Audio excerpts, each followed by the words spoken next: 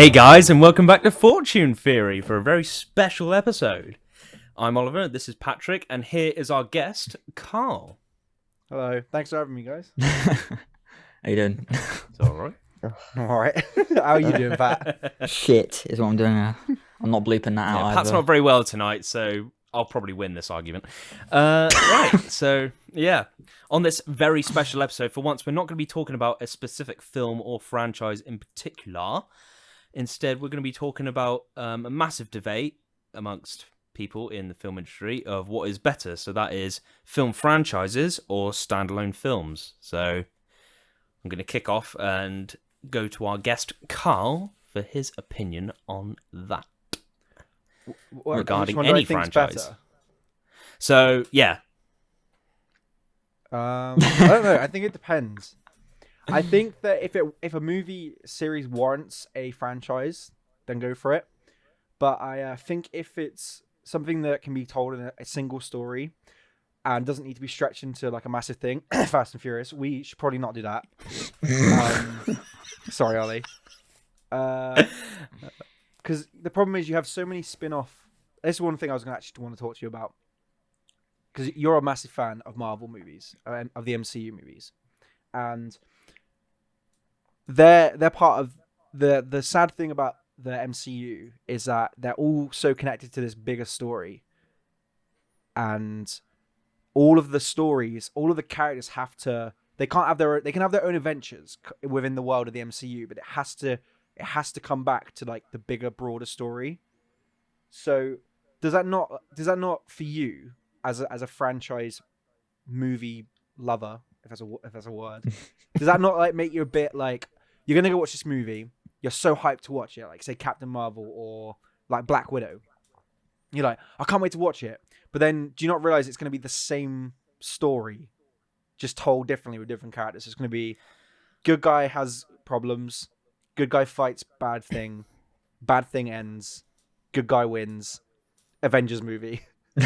I mean, you're kind of defining a genre there, really, because it's the superhero genre, isn't it? Because they've all got like superpowers in their own sort of way, aren't they? So the adventures are going to pan out, and especially if they're set in the same franchise as well, the adventures are going to pan out pretty much in a similar fashion, bar a few odd movies, Infinity War. So yeah, yeah, true. But I think that if a movie warrants a sequel, then okay. But I think a lot of the times movie studios are so keen to push out a second and third movie before the first one's even done anything. And I in that regard, I think that's really unhealthy, because you're not looking at movies in an art form, then you're looking at it as a money-making machine. And yes, in a way they are, but when you're working on your first movie and you've already got like a roadmap for like 5 more, I think that's a bit much, especially when they just don't warrant it. Like, I think we've all seen. One of my favorite movies from 2017, and my favorite Edgar Wright film is Baby Driver. I love Baby Driver. Baby Driver is a really cool film, because it takes all these different things from different genres and kind of flips on its head and adds like comedy to kind of crime, and then crime to comedy, and the music's in the story. It's so embedded in the story. But then that movie, if you haven't seen it, spoilers alert. But well, I'm not gonna say how it ends, but the way it ends, it wraps up pretty well. And then they announced that there's Baby Driver 2. It's like, do we need one? When did they announce it? Like a year after Baby Driver 1 came out, and then Edgar Wright has been saying that he's now finishing the script for it. have they got an official title for it, or is it like Baby Driver 2. just Baby Driver 2? Yeah. I think it's gonna be Baby Driver 2. Because I remember when you first showed that to me, and I think I turned to you, and I think I remember saying, like, for the first time, apart from the film Treasure Planet, like, that's one of the first films that I can really accept just as that on its own, as a standalone story, not something that necessarily needs a sequel. Treasure Planet almost had a sequel. Hmm. Treasure Planet 2 was almost coming out, but then it got cancelled because Treasure Planet 1 bombed at the box office. That's So sad. a lot of movies that you'll be surprised that the amount of movies that even I like because they're standalone, you can 100% guarantee that someone at the production company or the distributor, I can't even words today. the company behind the movie will most likely want another 3 or 4 after, and then a whole set of like. So we were using the MCU as an example, or I was. You've got all these Avengers movies. Now the original Avengers story is kind of wrapped up. We've now got these spin-off shows. You've got like Falcon Winter Soldier. We've had WandaVision. What else are we having in terms of shows? So we've got Loki coming out on June 11th, by the way. So, that's going to be coming out on Disney+. Episode 5 of The Falcon and Winter Soldier is out today on Disney+, for those who are going to go see it. As of today, we are recording on 16th of April, so it's Friday. For those who are watching this tomorrow and think, as in Saturday, and thinking, well, that was out yesterday. Come on, bitch. So, yeah. I think, personally, because obviously I love franchises. I've said that I'm a franchise guy. I think the only issue that I have with the MCU a little bit, and it's just the fact that because they jump between different series, like you got the Captain America trilogy, you got the Iron Man trilogy. It's like if someone wanted to watch those just as those films, you wouldn't really be able to do that because you'd need to understand everything that's happening in all these other films. Like there's references to the Iron Man films, especially in Captain America 3. There's references to the Avengers films in those movies as well. Like you have to watch those. And if you just wanted to watch the 3 Captain America films back, especially once you get to the third one, you just can't do that. And I like a franchise that kind of works where you can you don't need to watch the other ones for it to work. You could just watch all of that. I'm not saying I hate the shared universe. I love shared universe, especially now with Marvel, because it's especially now that they're also doing the TV shows side of it, because it's giving much attending to the side characters. Bloody hell. Brilliant. Technology malfunction. It's bringing a lot of attention to the side characters. So, for instance, at the moment they're doing Falcon and Winter Soldier. They've got basically a 6-hour story spread out through 6 episodes. They're really expanding on those characters in terms of who they are as people and what they've been through and what they're about to go through, which is based on the core of who those characters are personality-wise and just by who they are and what they do as heroes and villains of past and present and future. I have 2 things to add. Do you like WandaVision more or Falcon and Winter Soldier?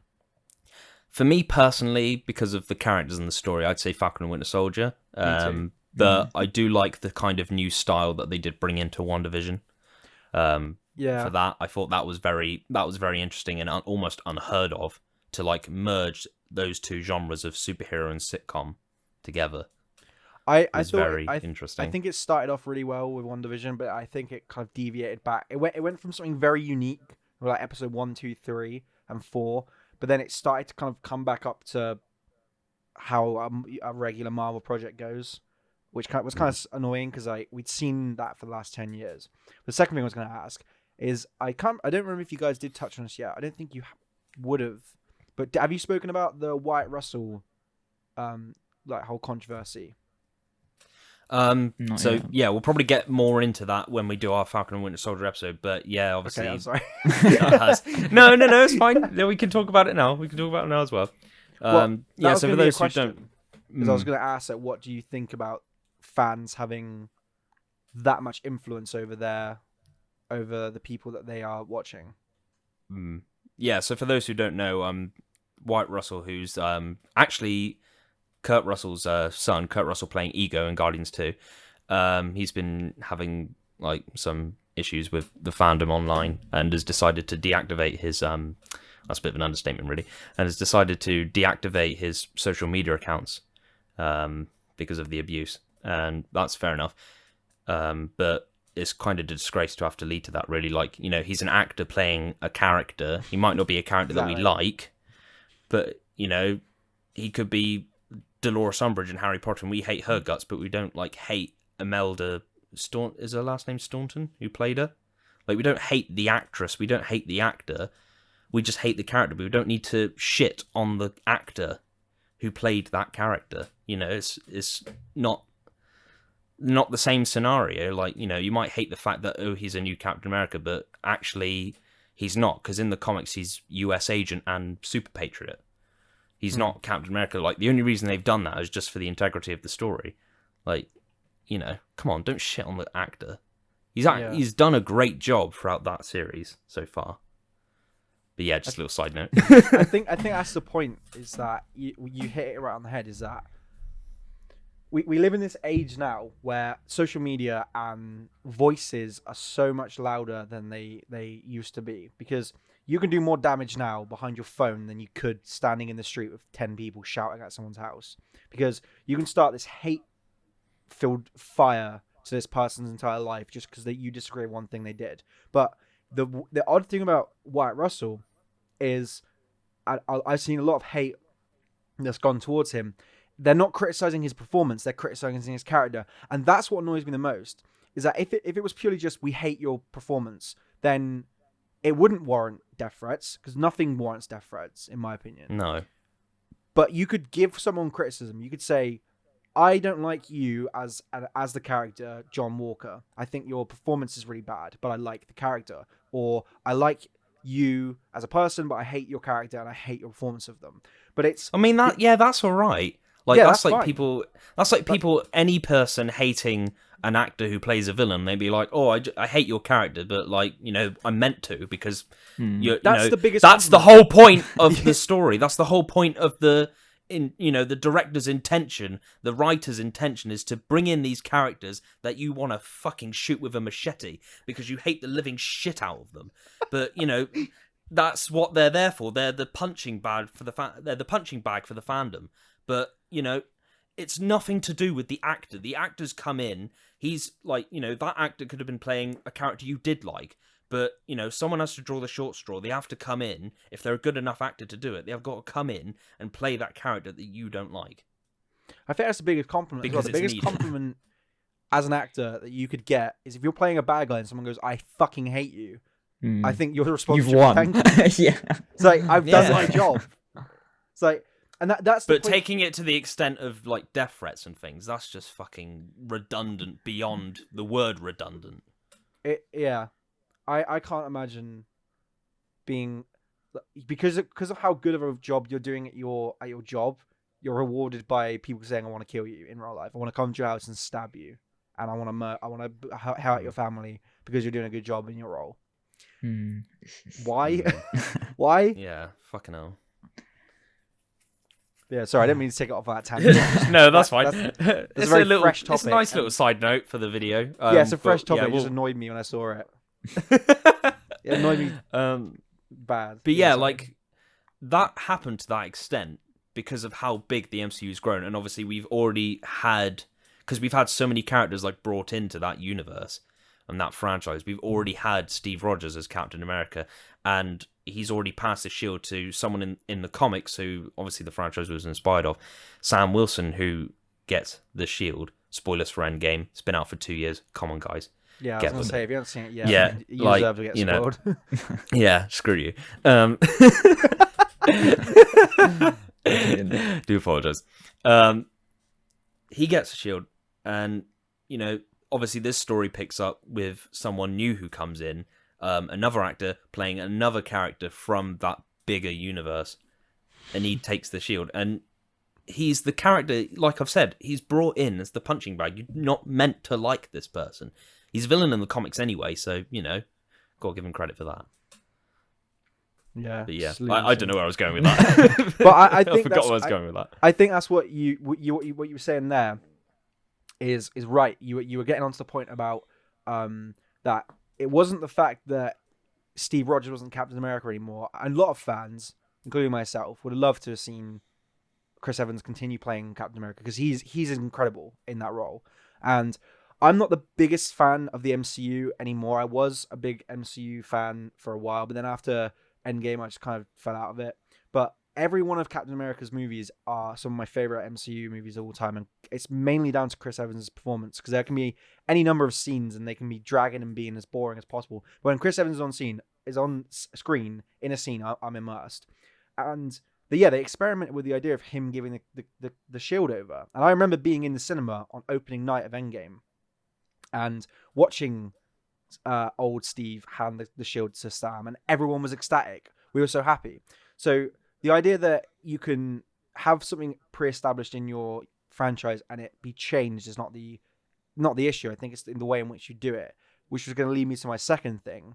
In this new Fast and Furious trailer, because that's like your franchise, this is where I, as a viewer, don't like Fast and Furious. and haven't for a while. Because Fast and Furious, the MCU, right, when it started, it was Iron Man, and it's a man flying around in a fucking robot suit. Anything after that is like, you believe it. If you said there's this big ass ball in the sky, that's a planet, and it's also a guy, and it's Star-Lord's dad, you'd be like, all right, All right, fine. Also, this Fine. raccoon talks as a talking tree, and we've got Taika Waititi playing a rock monster. Like you'd be like, And the raccoon's got a fucking Bucky arm fetish. So you know. yeah. But when you start a movie franchise and it's about racing cars, and now you're fucking flying cars into space, you've gone from Well, it's got to that point in that franchise. It's got to that point where people like they've completely converted their fan base. Like That's what I mean. one of the podcasters that I watch, Emergency Awesome, he literally said this in his video that he did like yesterday, where he's talking about like that trailer. It's like he said that they know who their fan base is now, and even in that trailer, there's a shot of Therese Gibson and Ludacris like literally on a Pontiac Fiero, like attached to a magnet plane. They launch it off, and they look like they're like on the brink of going out of Earth's orbit into space. And I'm just like, oh shit, why for a start?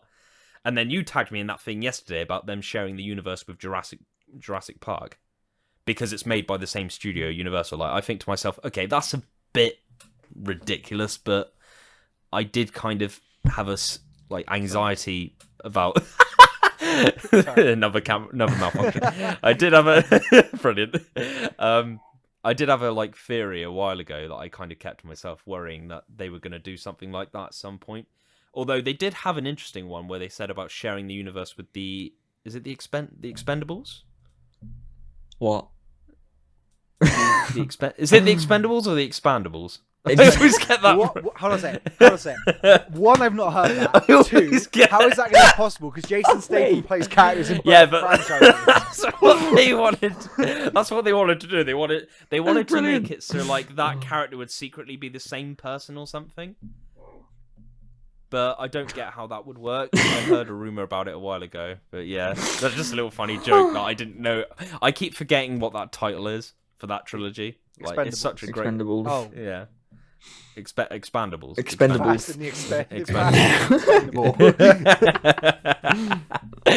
I know they were going to make a female-orientated film of that, and they are saying about doing that for Fast and Furious as well. Sorry, I'm looking up there. Hello. Right. Damn that. Looking down at your webcam, are you? Damn that laptop. Yeah. God. Yeah. So much passion. But yeah, like there's Harry Potter as well. They've got like 7 books, 8 films. That was planned. J.K. Rowling, when she was writing them as books, that was planned from like the very start. She even like one of the first things she wrote was the ending. That was 19 years later when they're sending their children off.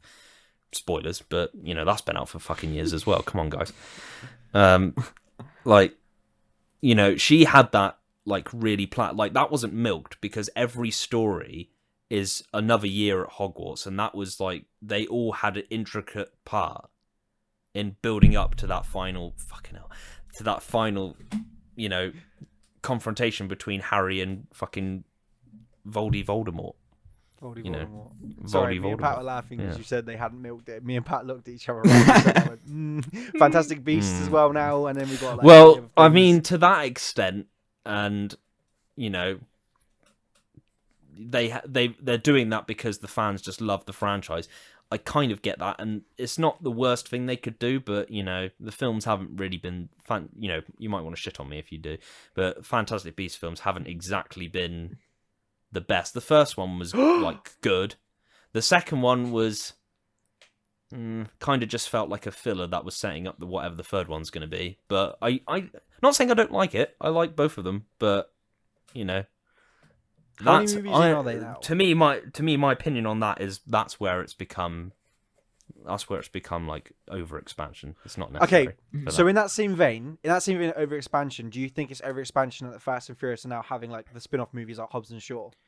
I think I like the Shaw character, so I'm going to deny that. But at the same time, it's also the fact that with that though, because people have complained so much about, it's not about street racing anymore. it's the whole thing of like, well, in Hobbs and Shaw, it's literally called Hobbs and Shaw. Like, you know, it doesn't have to be about them driving fast cars and racing. They can have all that shit, crazy, fuck ton action, and also get a film that is purely about those characters, so they can be evolved more, and you can introduce more side characters and do the same thing like that. Like what they're doing in the MCU now with the TV shows, and they're bringing in all the secondary characters, or all these new characters, and they're really evolving and expanding their stories. Like, we're going to learn more about Miss Marvel when that show comes out, more than we ever knew about, you know, Daddy Fan or Bruce Banner. You know, so come on. Like, who? Daddy Fan? Daddy Fan. As someone said it in a what's it, New Rockstars video. A commenter said it in that. Like, what about you, Pat? What's your opinions on franchises? If you milk it, okay. Here's the thing: you can. If you milk it, you make it. I thought you. If you milk it, they will come. Something like that. You milk it, they will come. Patrick presents cows. Any cow film can be milked. I don't know. It's just there are some most franchises, in my opinion, are too milked. Because an example is John Wick. You've now like the first one was great, in my opinion. The second one's all right. The third one's just why? Why are they making more?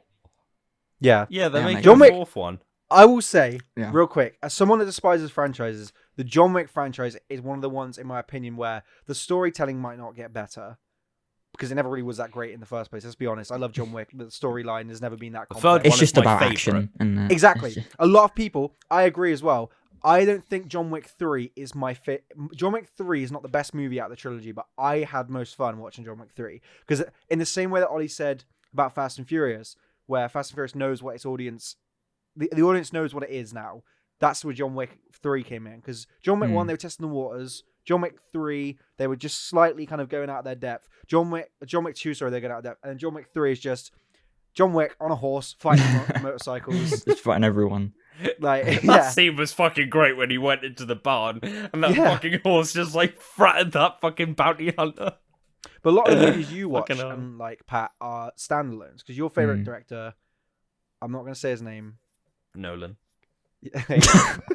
Yeah. A lot of Nolan's made a trilogy. He did Batman Begins, Dark Knight, Dark Knight Rises. Has he made any other sequels apart from that? Not for No, Dark I Knight, think that's only his one. Because He's never made- we said this in like multiple videos that we've done before about how he's like not really a franchise guy, is he? He's not really a fan of that. Like, he'd only do it if it's really necessary, and obviously for Batman it was necessary. Well, for his Batman incarnation anyway. But most of his films are like really purely standalone, isn't he? Like, and he's done a few like war films as well, which definitely would be standalone. Yeah, I think in the case of, just before I give it back to Pat, in the case of Nolan, his films make sense to be standalone. Same with movies like, you had Joker last year, or 2019 now. You had 2019, yeah. Baby Driver, as I already said already. I don't know why there's a sequel. Like, people want a sequel of Joker. I get it. I love Joker. I love Joaquin Phoenix's Joker. We do not need another one. You don't need another one. No. I thought he was against Joaquin Phoenix. I thought he was against like doing sequels anyway. He is against it. I think that he wouldn't. I can't see Joaquin Phoenix, from what I've seen of him in interviews and the way that he is, the way he presents himself in those interviews. I don't think he would do it. I think I had a conversation with someone a while ago. I can't remember who it was, but they said like they were talking about like him appearing as Joker in a Batman movie, so it wouldn't be a direct sequel to Joker, but it would be him reprising his role as that character, and he'd be down because it was a different take on him returning as a character he's played before. He would have been all right with that, but and it would have been an older version as well, not necessarily canon to what he'd done before, but still.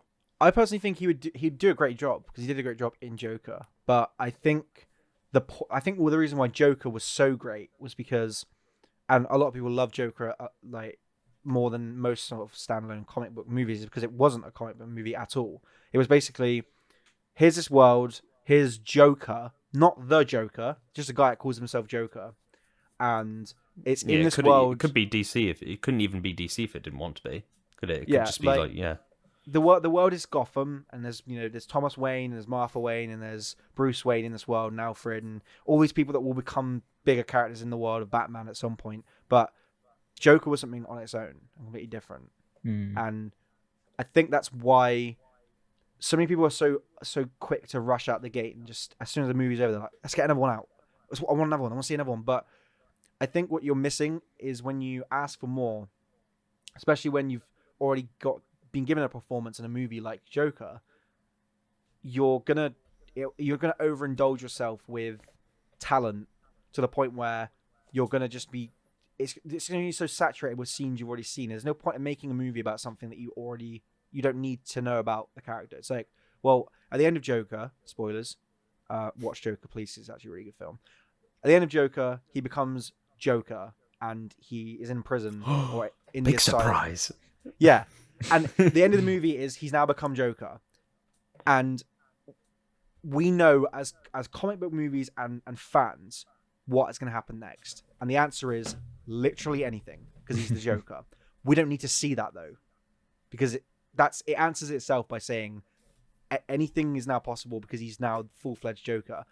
And in showing that, you're giving a concrete answer to an answer that hasn't got one.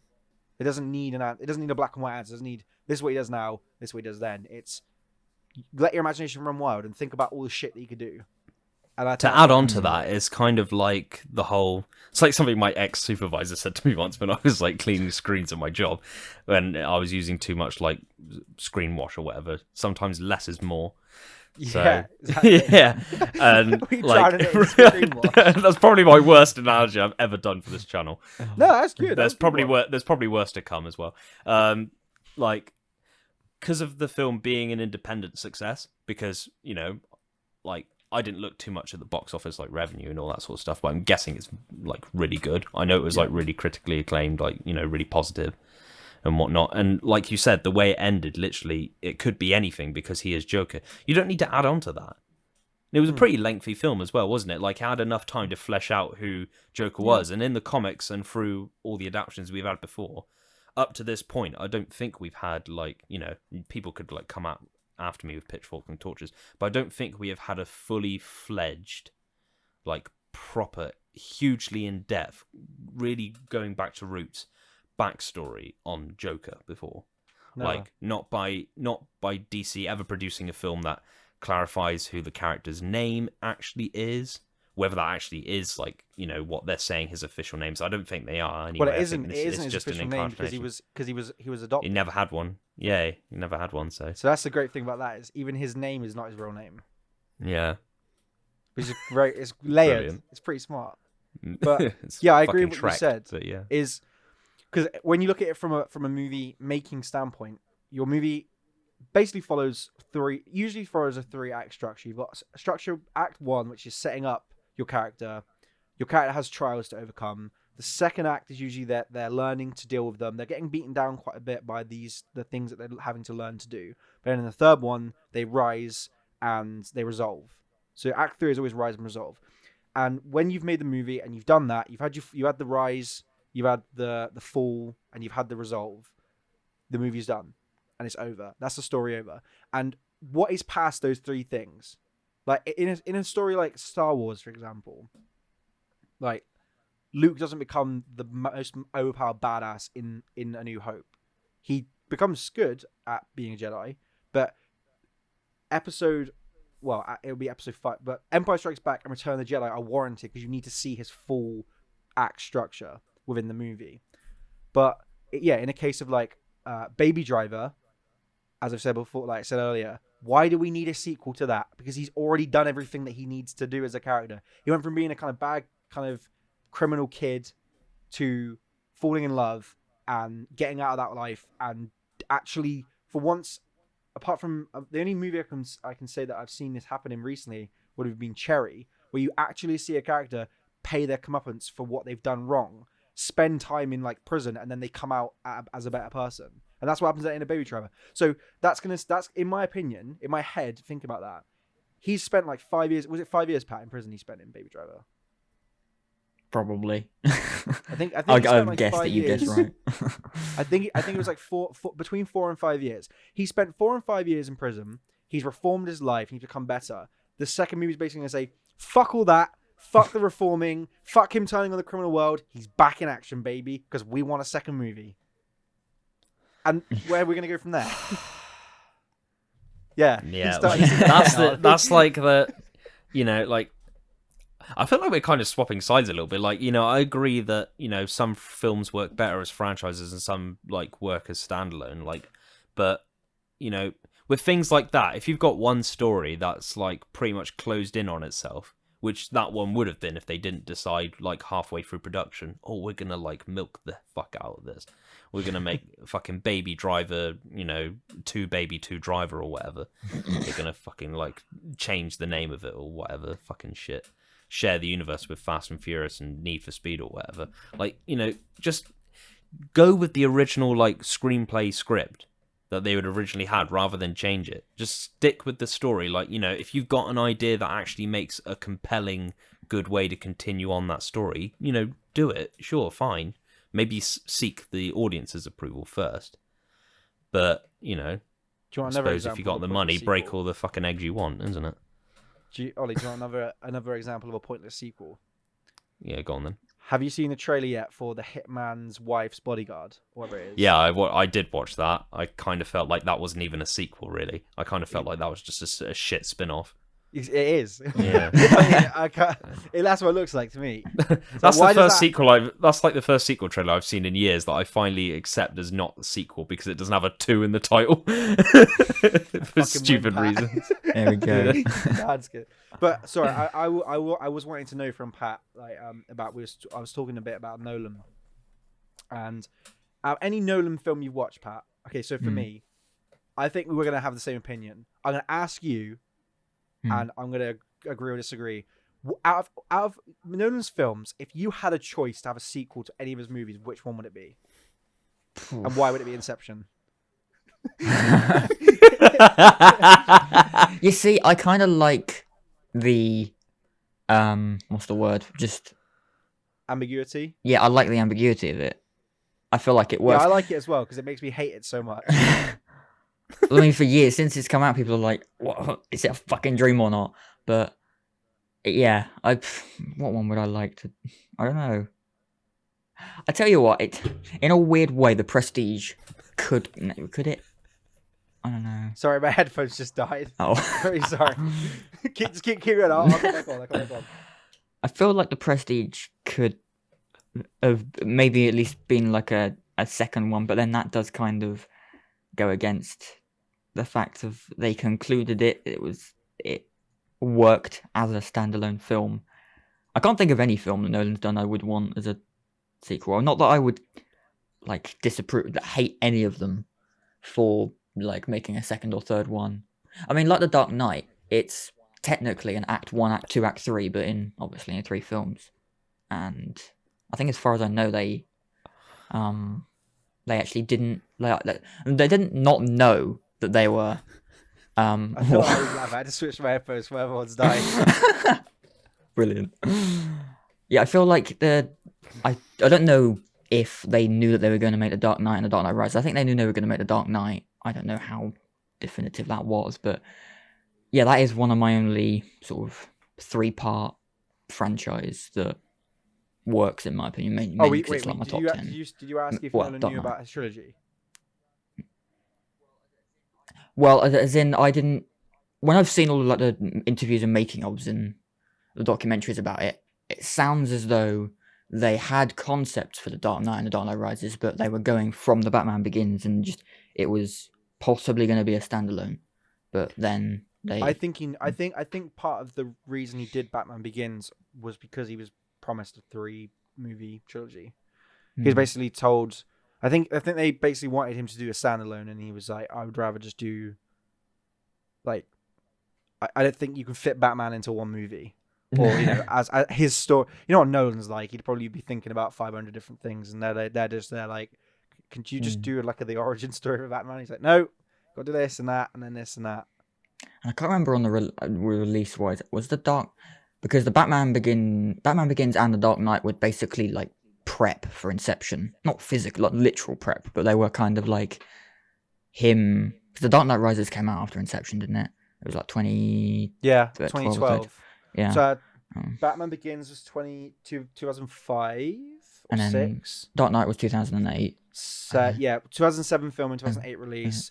2009 and 2009 film for Inception, 2010 release. Yeah, because And then that was basically his warm up because he was he really went on it. He had like a stint there, didn't he? Batman Begins, The Dark Knight, Inception. Well, he had Prestige as well, didn't he? Mm-hmm.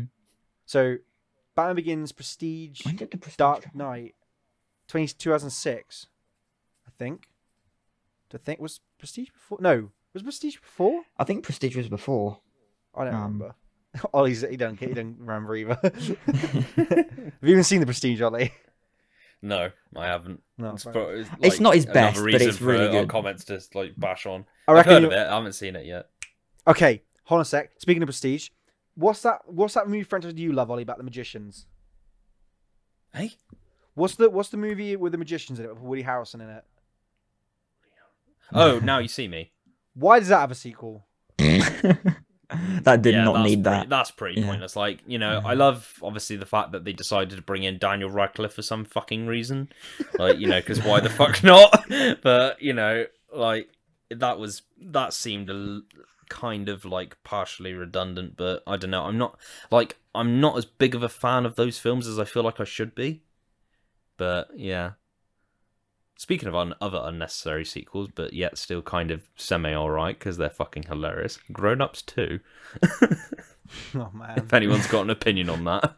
Or they're planned We're the Millers 2, which I It don't just think has happened is, yet. isn't it? The it age exists. I was when I watched Grown Ups 1, I was at the age where I didn't understand humor.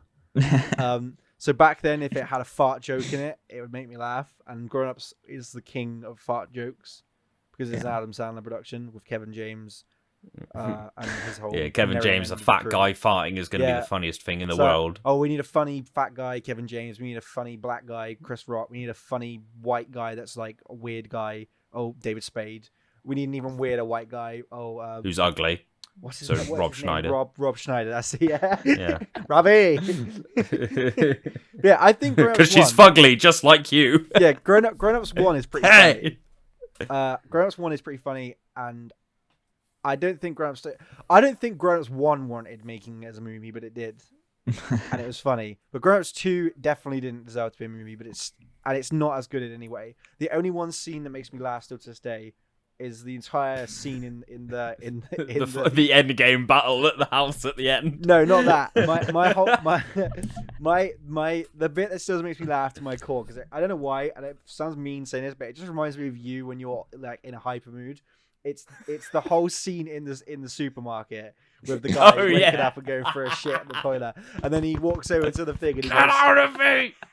and he goes like the shot it's the one shot that I would say in any Adam Sandler movie that reminded me of like at the old age like Chaplin movies. I know it's like heresy. I'm sorry if anyone's thinking how the fuck you compare Chaplin to Adam Sandler. I'm not, but the shot of him like looking at the inflatable raft and going like, "There's a raft in there," and he like reaches forward and it explodes and he It's a flies raft across in the there. aisle.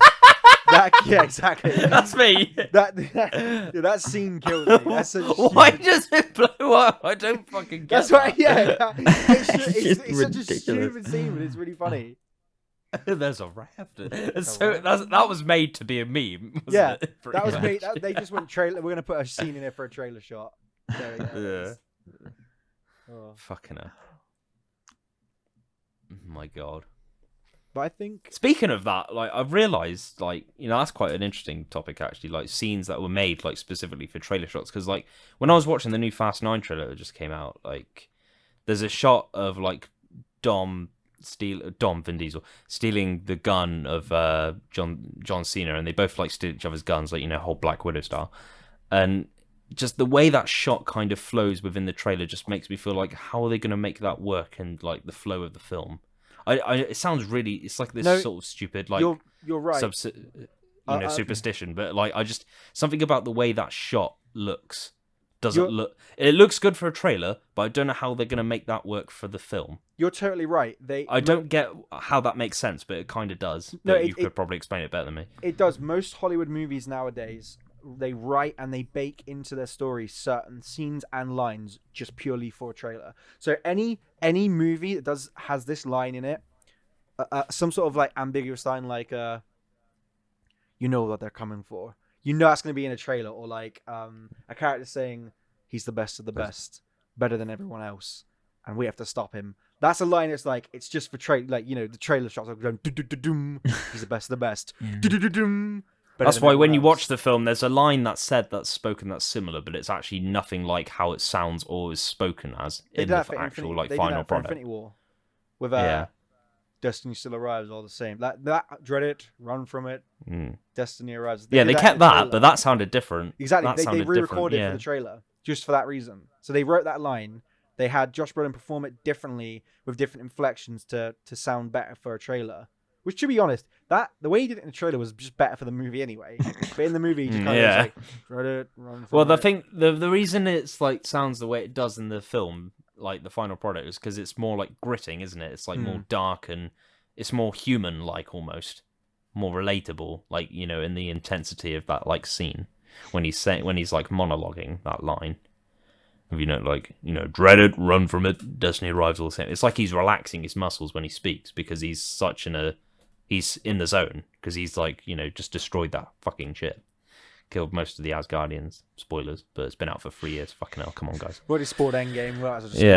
We already spoiled Endgame, and that comes out after anyway. So we didn't spoil Grown Ups 1 or 2 though, so that's safe. That's just Adam farce. Sandler dies at the end of both of them. I can spoil the never going to be made Grown Ups 3 though, because the director had a chat with someone. Like, that's when you know it's going to become really unnecessary if they ever decided to do a Grown Ups 3, because the director of the previous 2 films was having a chat with some of the producers, and they were saying about like how if they were gonna do a third one, they would get Rob Schneider back and they'd have it about like all 5 of them and a few other people like being trapped in a massive fucking burning building.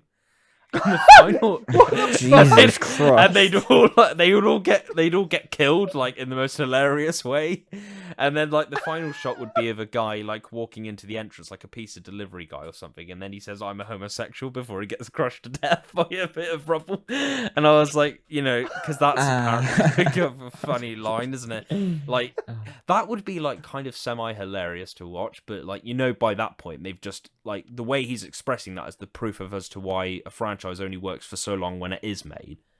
And then there's other times where like that could probably work good as a film that's all right as a comedy film, but not necessarily one that would work in the continuity of that series.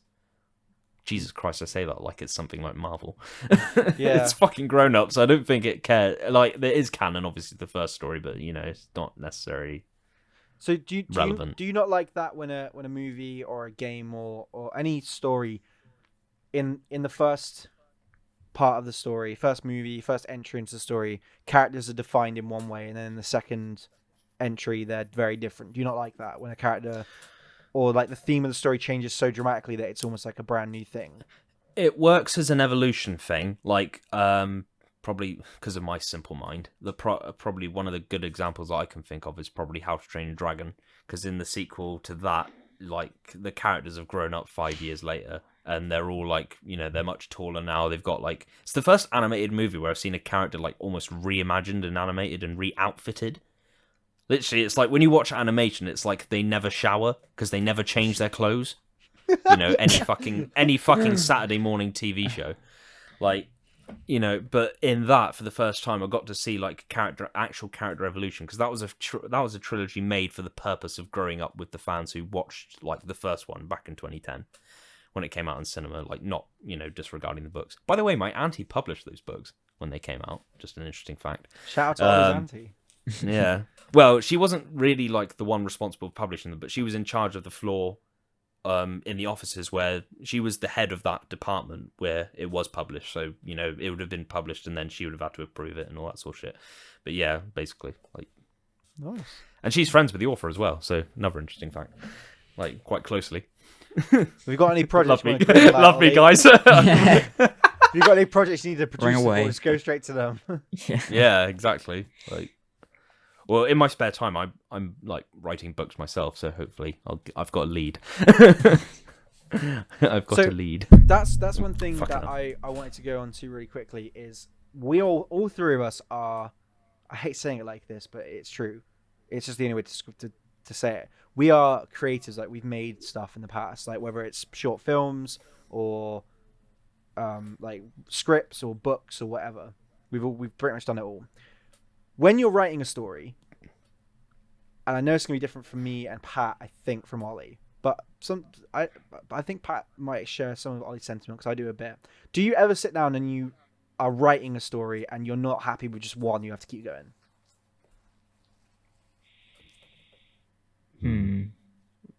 Depends how it needs to evolve, if it does need to evolve. But typically, you just have I'm trying to think of anything I've done, So I'm not trying to say this in a bad way, but Ollie, how many books planned have you got for your series? So, like, because I like franchises, and also because it semi works for the structure of how I like to personally like make a franchise. I've got 4. I originally had like 6, but I've now got 4 entries in a book quadrilogy. I'm in the middle of writing the first one. I've just finished the first chapter. But I might add or take away from that because it's a bit dark. I've got the first chapter of the first book sorted. Each story kind of has its own like semi-themes. The first one's an independent journey. The second one's about friendship. Third one's about family, and then the fourth one's about like love, romance, all that sort of riffraff. And it's also the end of the series as well. So kind of like almost like a combination of everything else as well. Like that's sort of jeweled into that. And like that's my like personal like structure of like a story, because you've got each installment that kind of delves into that different like conceptual like subject for a specific main character that you're following. Like you've got himself, the people, and then the other ones, which are all the different types of people around him. So you've got his friends, family, and like the person he's in love with, like romantically.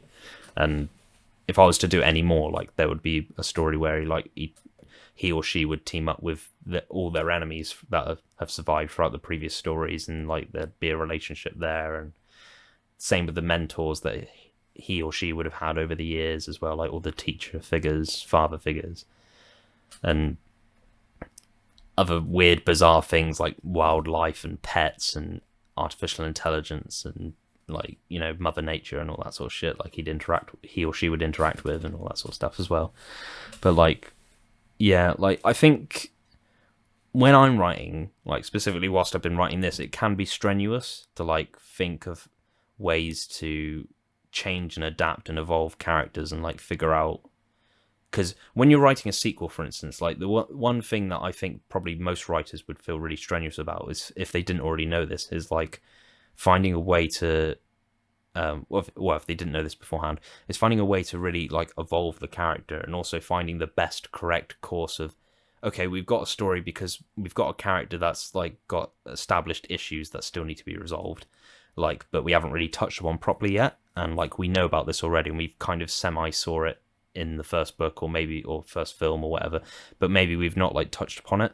But now we got to figure out like the best course of action for how that character is gonna not only resolve that through what he or she's going to go through in that story, and then obviously how that's going to impact their decisions in terms of perhaps, well, as they like to go about it structure wise, changing his or her perspective and mindset, whether it's depending on what it's about, like if it's them learning how to like accept others or something like that, and like he or she's not the only person in the world sort of thing, like that could be pretty easy to figure out. But then it goes on to like that same kind of level of a story or character motive or whatever, but like it's about them dealing with it regarding that same story, but dealing with a different type of like subject, if that makes sense. So like, he or she's dealing with ego, as in their like egotistical like kind of personality, and then in the next one it's them dealing with like the fact that, okay, well, because they're egotistical, they're also spoiled. So now they're dealing with like anger issues or whatever,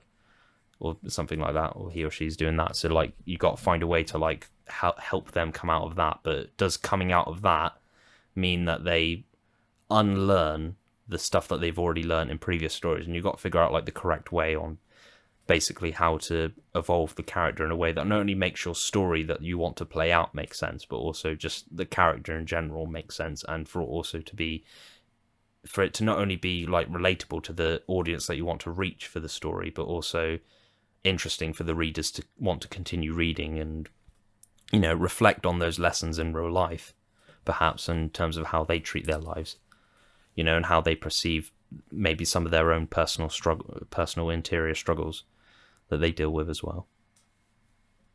What about you, Pat?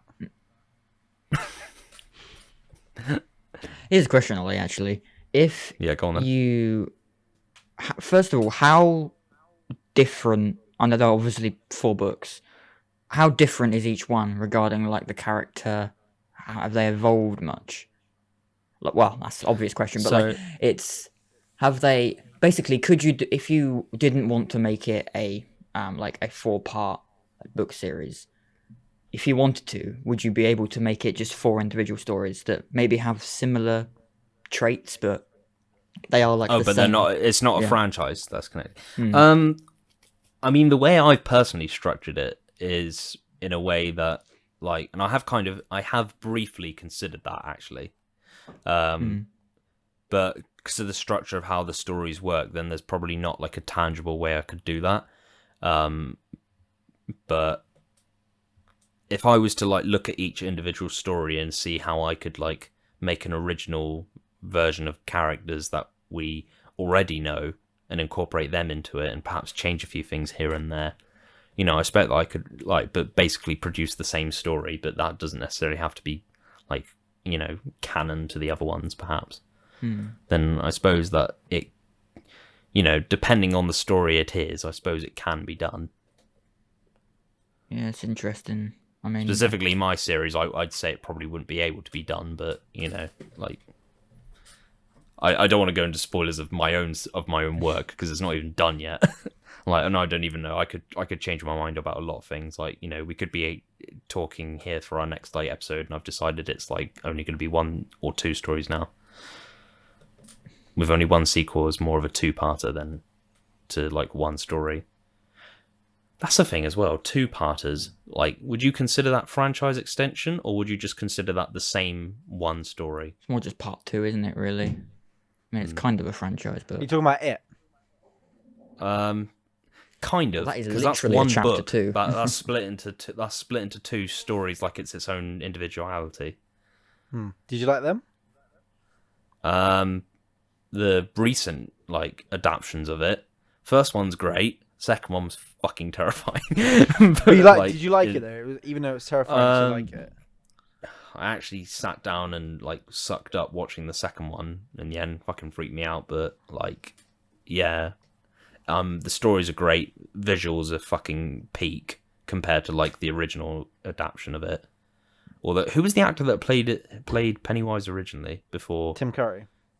Yeah, he was fucking great. He was great. I think Tim Curry. Like, I loved the scene where he's like digging the graves and he's like pops his head out and he's just like, oh, I've got yours too. Like, how would you like yours? Here? Like, or whatever he's saying. Like, I love how different they are, though. Tim Curry and Bill Skarsgård. They're so different. But I can't ever look at Bill Skarsgård the same now after that. Like, don't send him any freaks hate. me out. Don't send him any hate mail for that, Ollie. Just because he did a good. No, I'm not gonna. No, I'd never do that because I'm not a cunt. I know. You can't beat Fucking that. hell. Yeah. Sorry for my bad language. Language. But yeah. English.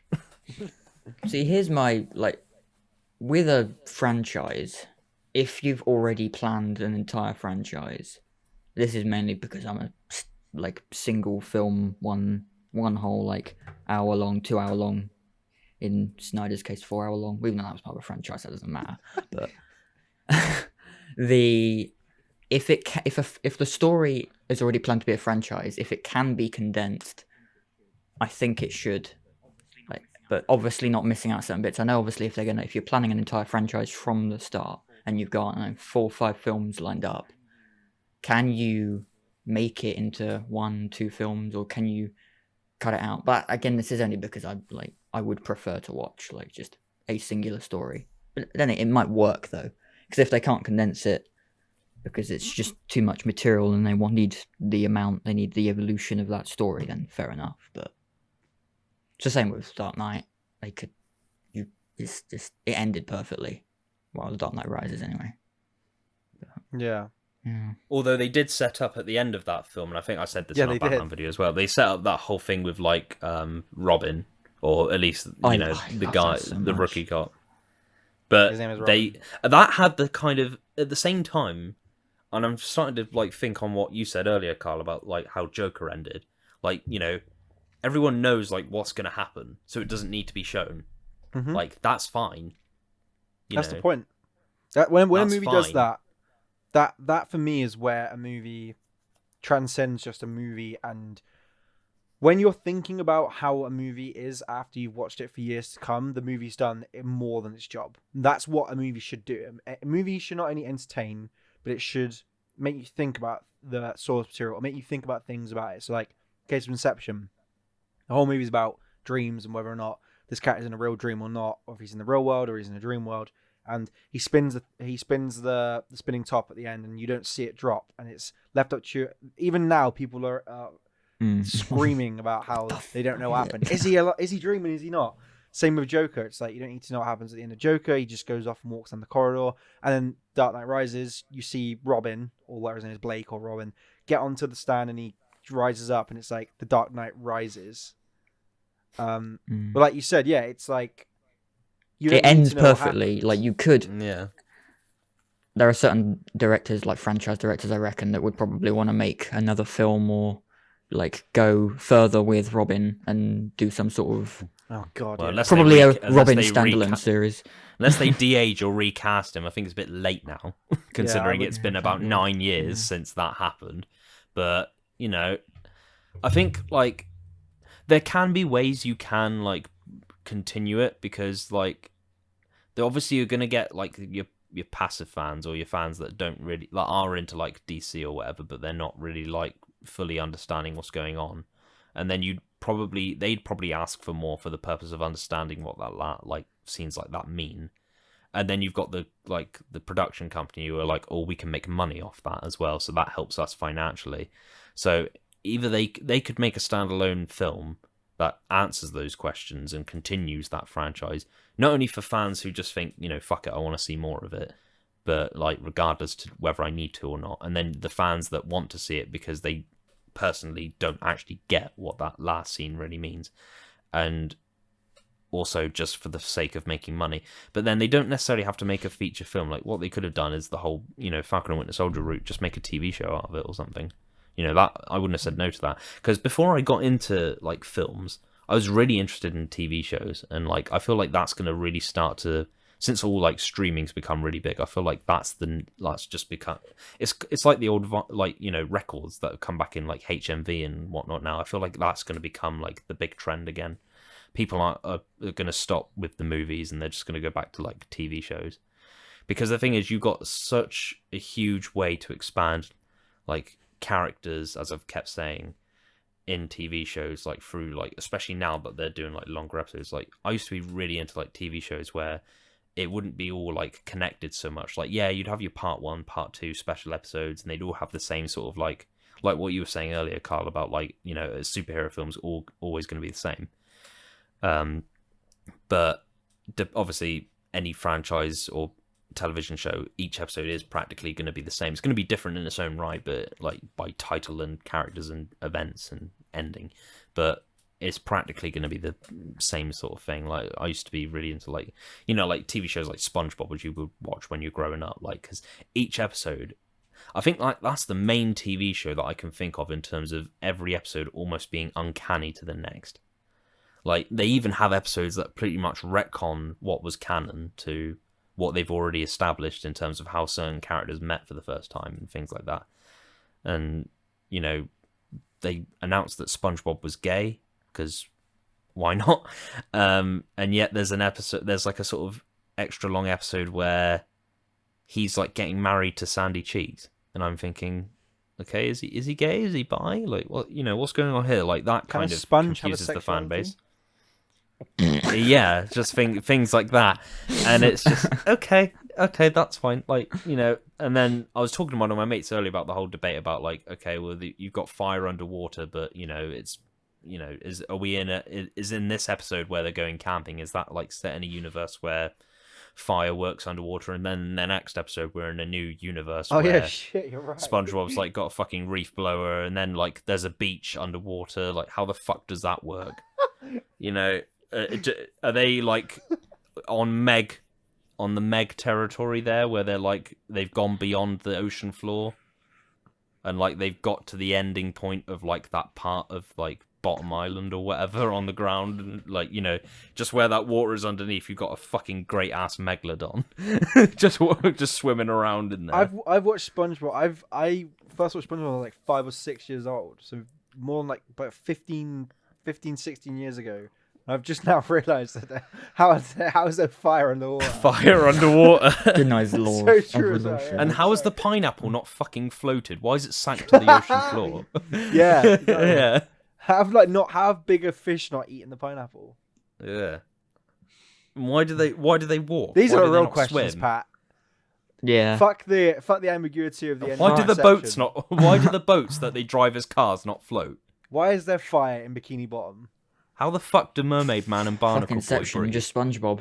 Oh, yeah. Yeah, like it's all things like that. Oh, but yeah. basically, How do they Yeah. breathe? how do they breathe? How the fuck do they breathe? Evil, evil, Evil. evil. Big nose. But the point is basically like that worked when I was growing up, because that's what I was really into. But then, like, nowadays you see TV shows that have like a storyline, like an episodic storyline series. Like Star Wars, like make the whole thing about it. Like each film's like what they consider an episode of a series. Like you got like what they'd consider Phase 1, Series 1, whatever you want to call it, which is basically like, you know, the Anakin trilogy. Then you got the Luke trilogy, which is the main one, which is like their second series. And then you've got the Rey, you know, fake Palpatine, fake Skywalker, true Palpatine, like, you know, third season shit bomb with good visual effects. Yeah, because it's got the 8th installment in it, and, you know, they just decided to kill off a bunch of characters, and Carrie Fisher passed away, sadly. And they just didn't know where they were going with, you know, Rise of Skywalker at all. It's a good, like, that, I think, like, you know, if that was a standalone, like, Star Wars film, you know, fuck Palpatine's appearance and make him a different character, like, or whatever, or just say that's a film that's not Star Wars. You know, it's a good film, but it's just not good. It's not a good Star Wars film. It's not a good film to have as part of that series. Like, it's not a bad film. It's just like the whole Rise thing of you were Skywalker's saying, trash. Pat, about how, yeah, it is pretty much. It Like, is. it's very sad to say it is. That's why I think, in my opinion, that franchise movies are so. That's they're where it's okay. milked. That's where it's milked, and it goes downhill. They've run out of ideas, but they want money, so they just decide, okay, we'll make an episode 9 for the purpose of making episode 9. We'll give it some shit, like, really cryptic title, and we'll just find a way to continue from what we've done already. How can we do that? Oh, well, we really liked these characters, so we want to bring them back.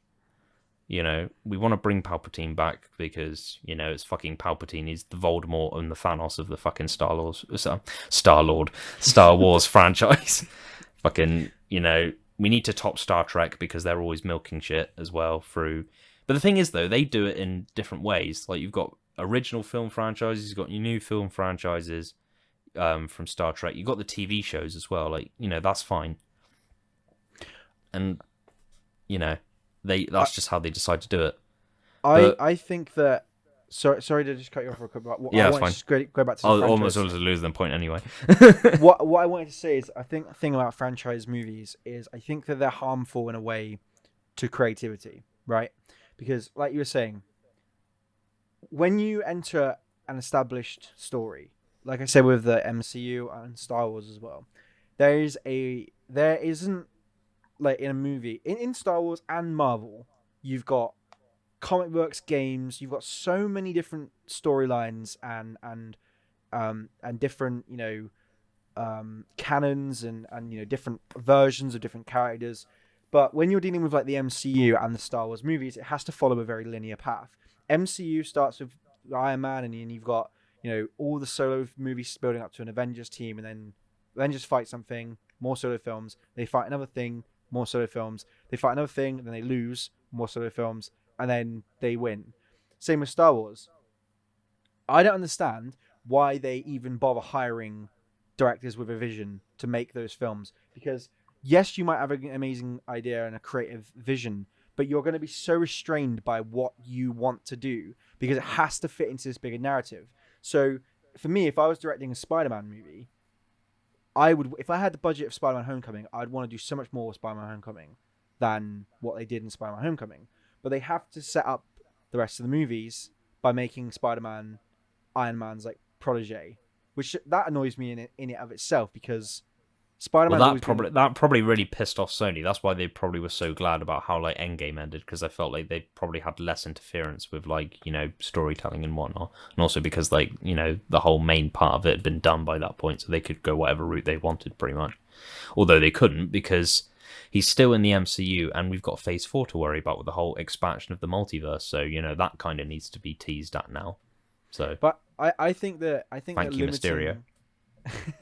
I think that limiting a director's creativity for the sake of like merchandise and marketing and furthering everything else is really stupid to me. Because when I think about, like, Pat briefly touched on like Zack Snyder and Justice League, how they cut like a majority of those scenes out of that movie and were happy to release that in 2017, I have no fucking idea.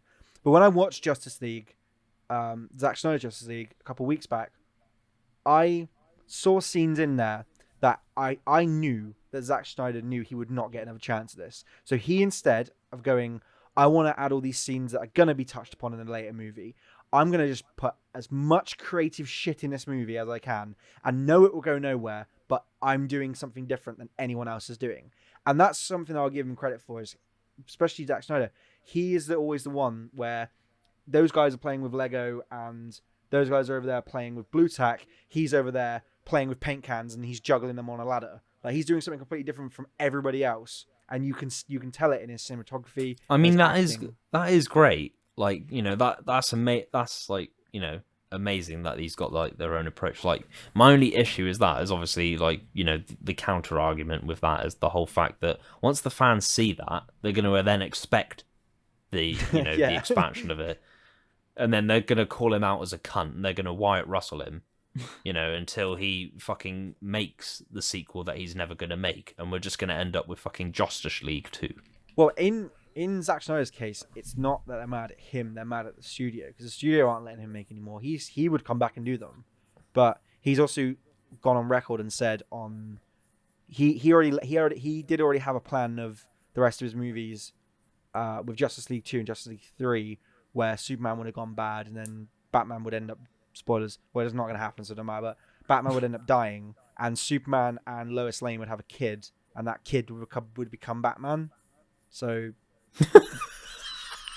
yeah, I'm not even kidding, that's actually true. So the whole Martha connection, they're apparently not, I don't know. But yeah, I don't know. I think that when you jump into a franchise, like, so you're like the staple guy for creative ideas, because we've worked on, all three of us have worked together over the years on films and projects. We had this old YouTube channel that we used to do stuff on, and Ollie was always a creative guy. And I remember me and Ollie and Pat, but it was mainly me and Ollie, had this idea for our own like kind of low budget version of like an MCU. Do you remember what that was called? Was it MC? MSU or something, Marvel Streaming Universe or something. Yeah, something like that. But yeah. I remember me and Ollie were like, we had all these ideas down, and we were like, yeah, let's do this and add this person and add that and do this and do that.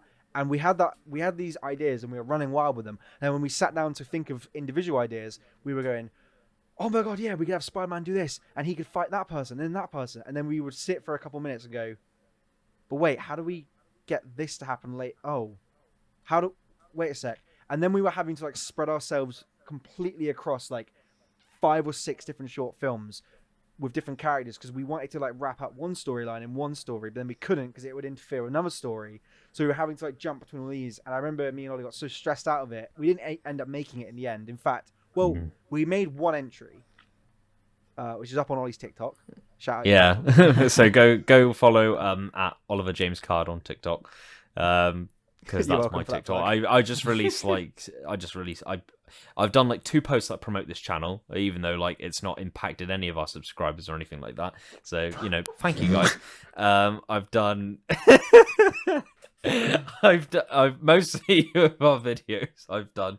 It's me singing and me doing like fucking miming of Boris Johnson memes and just fucking all that sort of shit and dancing as well. Like I think my latest one I did a Zemo dance, but yeah, like the 8 videos that I've done before that are of the old Horizon Media UK video that we did back in the day, about 4 years ago. That was the start of our kind of first phase, and we produced a second one, unless you don't consider that canon, and that was the Spider-Man film with a GoPro. That wasn't canon. That wasn't canon. No. It felt like it should have been, but it wasn't. It should have been.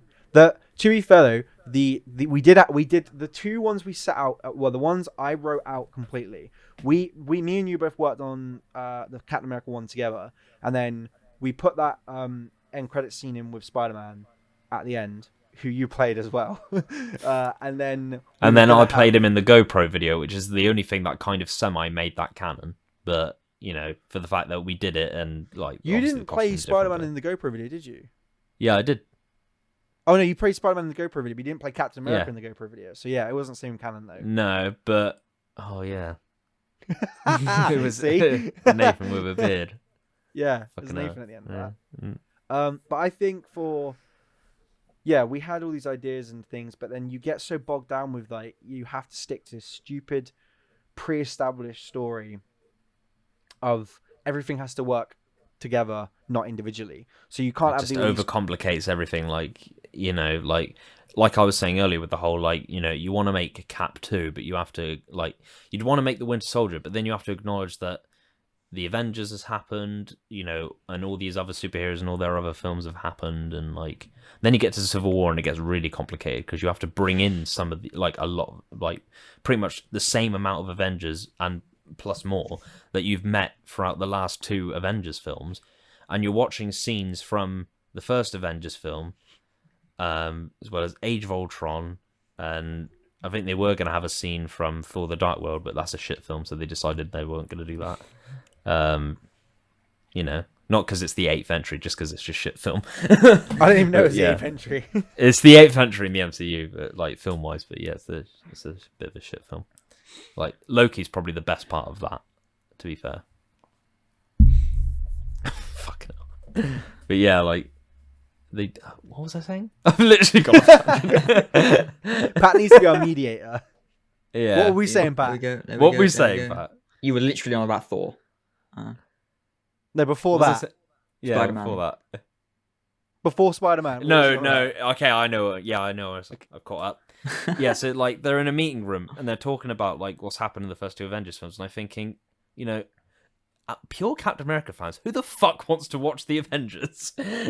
Apart from obviously people who'd want to watch the fact that Cap's in it. Because I was watching it. I was watching the first Avengers in Captain America: The First Avenger at my grandparents' house, and I knew my granddad would like it because it's a war film kind of, and there was a lot of references to battle tactics that they would have done in the First World War, Second World War, and I knew he'd really just because of the story and the setting and the battle and the sort of the slapstick action that they did as inspiration for how films would have even been shot back then and stuff, and all the references and whatnot. I knew he'd just love it.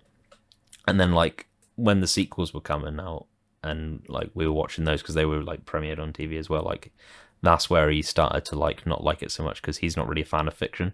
So that already turned him off of the idea of it. And then the fact that we're in present day now and realistically he's thinking he wouldn't survive. And then you've got the whole thing of they're referencing stuff that he's not even seen because in his brain, logically, why would you watch The Avengers? Because it's not called Captain America: The Avengers Assemble, is it? It's not a direct sequel, like sort of thing. Like it used to piss me off. Now I love it because I understand how that sort of thing works and I can accept it. And I'm not as lazy as I used to be. So like now I actually do research on the films I'm actually interested in, like rather than just wait for a random trailer announcement because I've not been looking at it at all. I acknowledge stuff now, so I'm into the fold.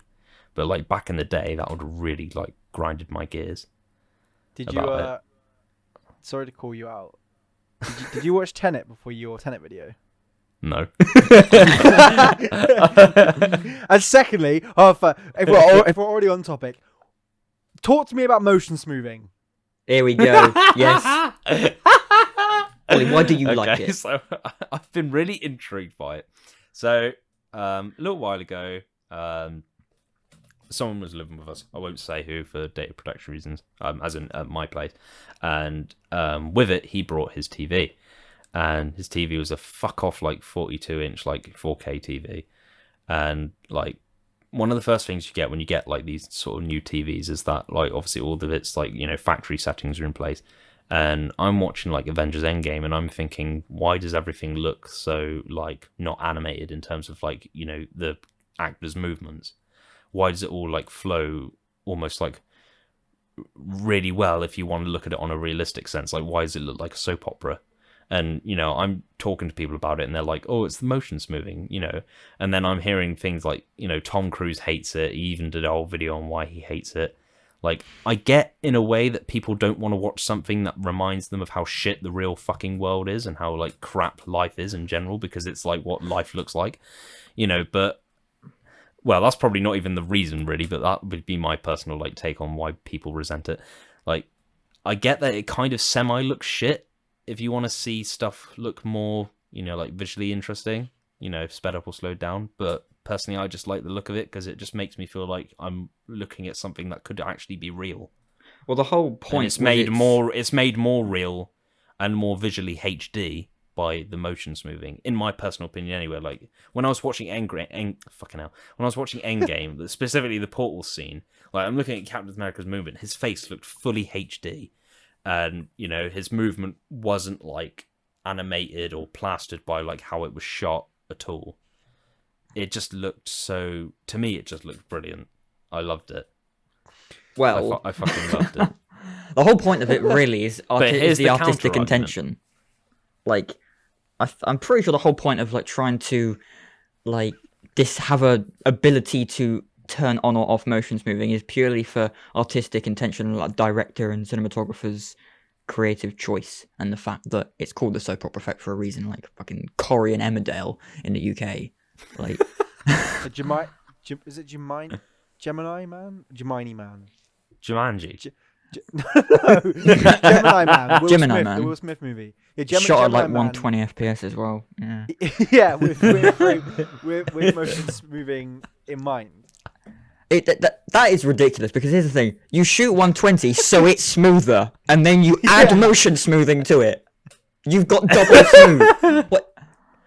I know, like the inclusion of it on or off, like That's adds or rarity. cuts scenes by like milliseconds, so they like miss shots out because they like kind of jump over them to make it like flow better or something. Than like in one of the versions anyway. I don't know. I was watching watching a pirated version. I was watching a trailer reaction to like Transformers: The Last Night, and they had like both versions playing at once.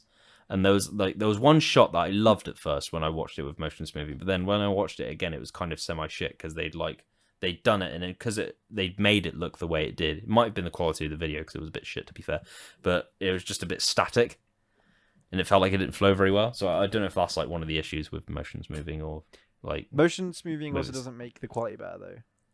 it did for me though. I don't get why. Maybe it just might have been the TV. I don't know. Pat looks like disagrees. I'm going to pass over to Pat to give an opinion on that. Might have just been the 4K TV, but I don't know. Probably. The fact that you were watching it in 4K. Well, it just not looked visually like. I get motion smoothing could have tricked you because no it's blur, meant to no look. anything. It's meant to look like a higher frame rate almost. It's meant to obviously look smoother, but no. Like, Well, it didn't have any. It didn't have any blur. It wasn't any blur or anything that made it look like I wasn't watching like a fully clean version or anything. Okay, like that. no, It I just get looked- I get what he's meaning. What he's meaning is like because the motion smoothing was there. you can see if a things hand- like. Yeah, the hand Mm. movements are more smooth. Well, yeah, you so, don't like, you don't my have the hand- motion blur. Yeah. My as hand right much. now at this frame rate is sort of blurry, and my movements like this because I'm moving it fast. But if my hand had motion smoothing on it, you would see it like that. Is that what you mean, Ollie? Well, in terms of the movement, yeah, it's like because it looks real. Like it doesn't look animated. Do you know what I mean? Like I know. it's just like obviously it looks real when you're seeing it in like without motion smoothing, but like just something about like with the motion smoothing. Obviously, hence why it's called the soap opera effect, because they just film some like shit that's happening in real life. Like they could be filming us doing this right now, like how we are.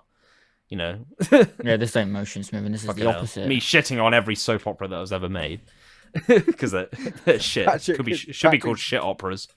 Patrick's fucking gassed up right now. Look. It's just meant to be artistic intention, isn't it? Like, You're feeling like shit, Pat, and you said fuck all. Do you want to say something? I mean, I've said bits. Yeah. Well, what should I explain? I've already thought about the whole point of if a franchise can be condensed without it ruining the story, and obviously like the original writer and directors and producers' intentions. I don't see why it needs to be longer just for the sake of it being longer. But Tenet 2. You watching No. it? If Tenet 2 Tenet, comes innit? out, you wouldn't watch it.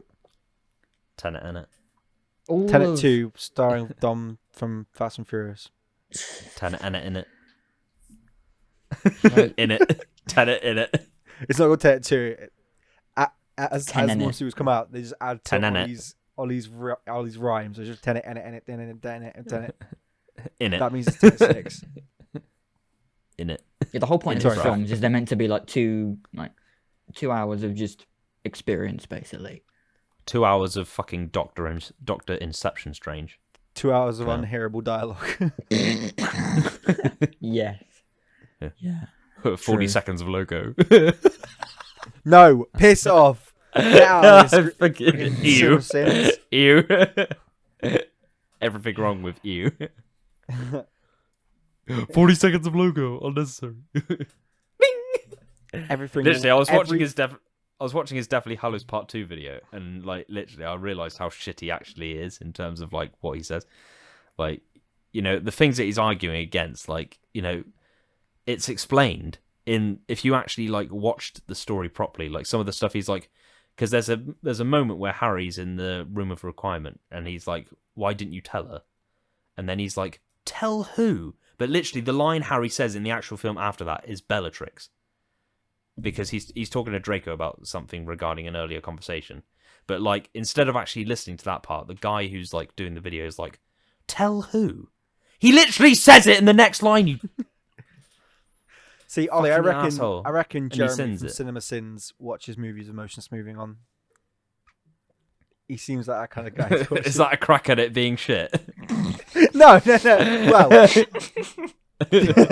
not exactly. But I just he. I get the idea that he probably is that sort of guy. Probably.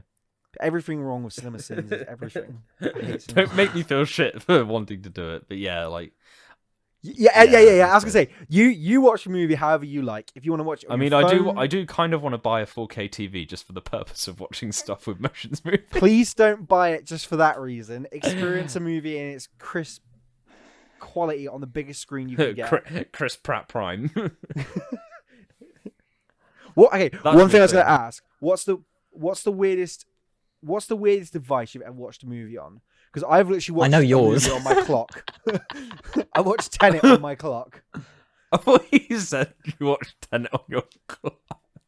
I thought you said how would you that watched work? Tenet on your Brilliant. cock. I was like, what? Did you put a projector on your cock and just watch scenes of I fucking... have a projector. How would that? No, that would be. But I'd be watching that on my projector, not on on my cock. Yeah. On your cock. on my cock. Yeah, no. Your no, Echo. cock. To be more, yeah. My, There we go. my Change the Alexa, name. I watched it on. Yeah. What is the?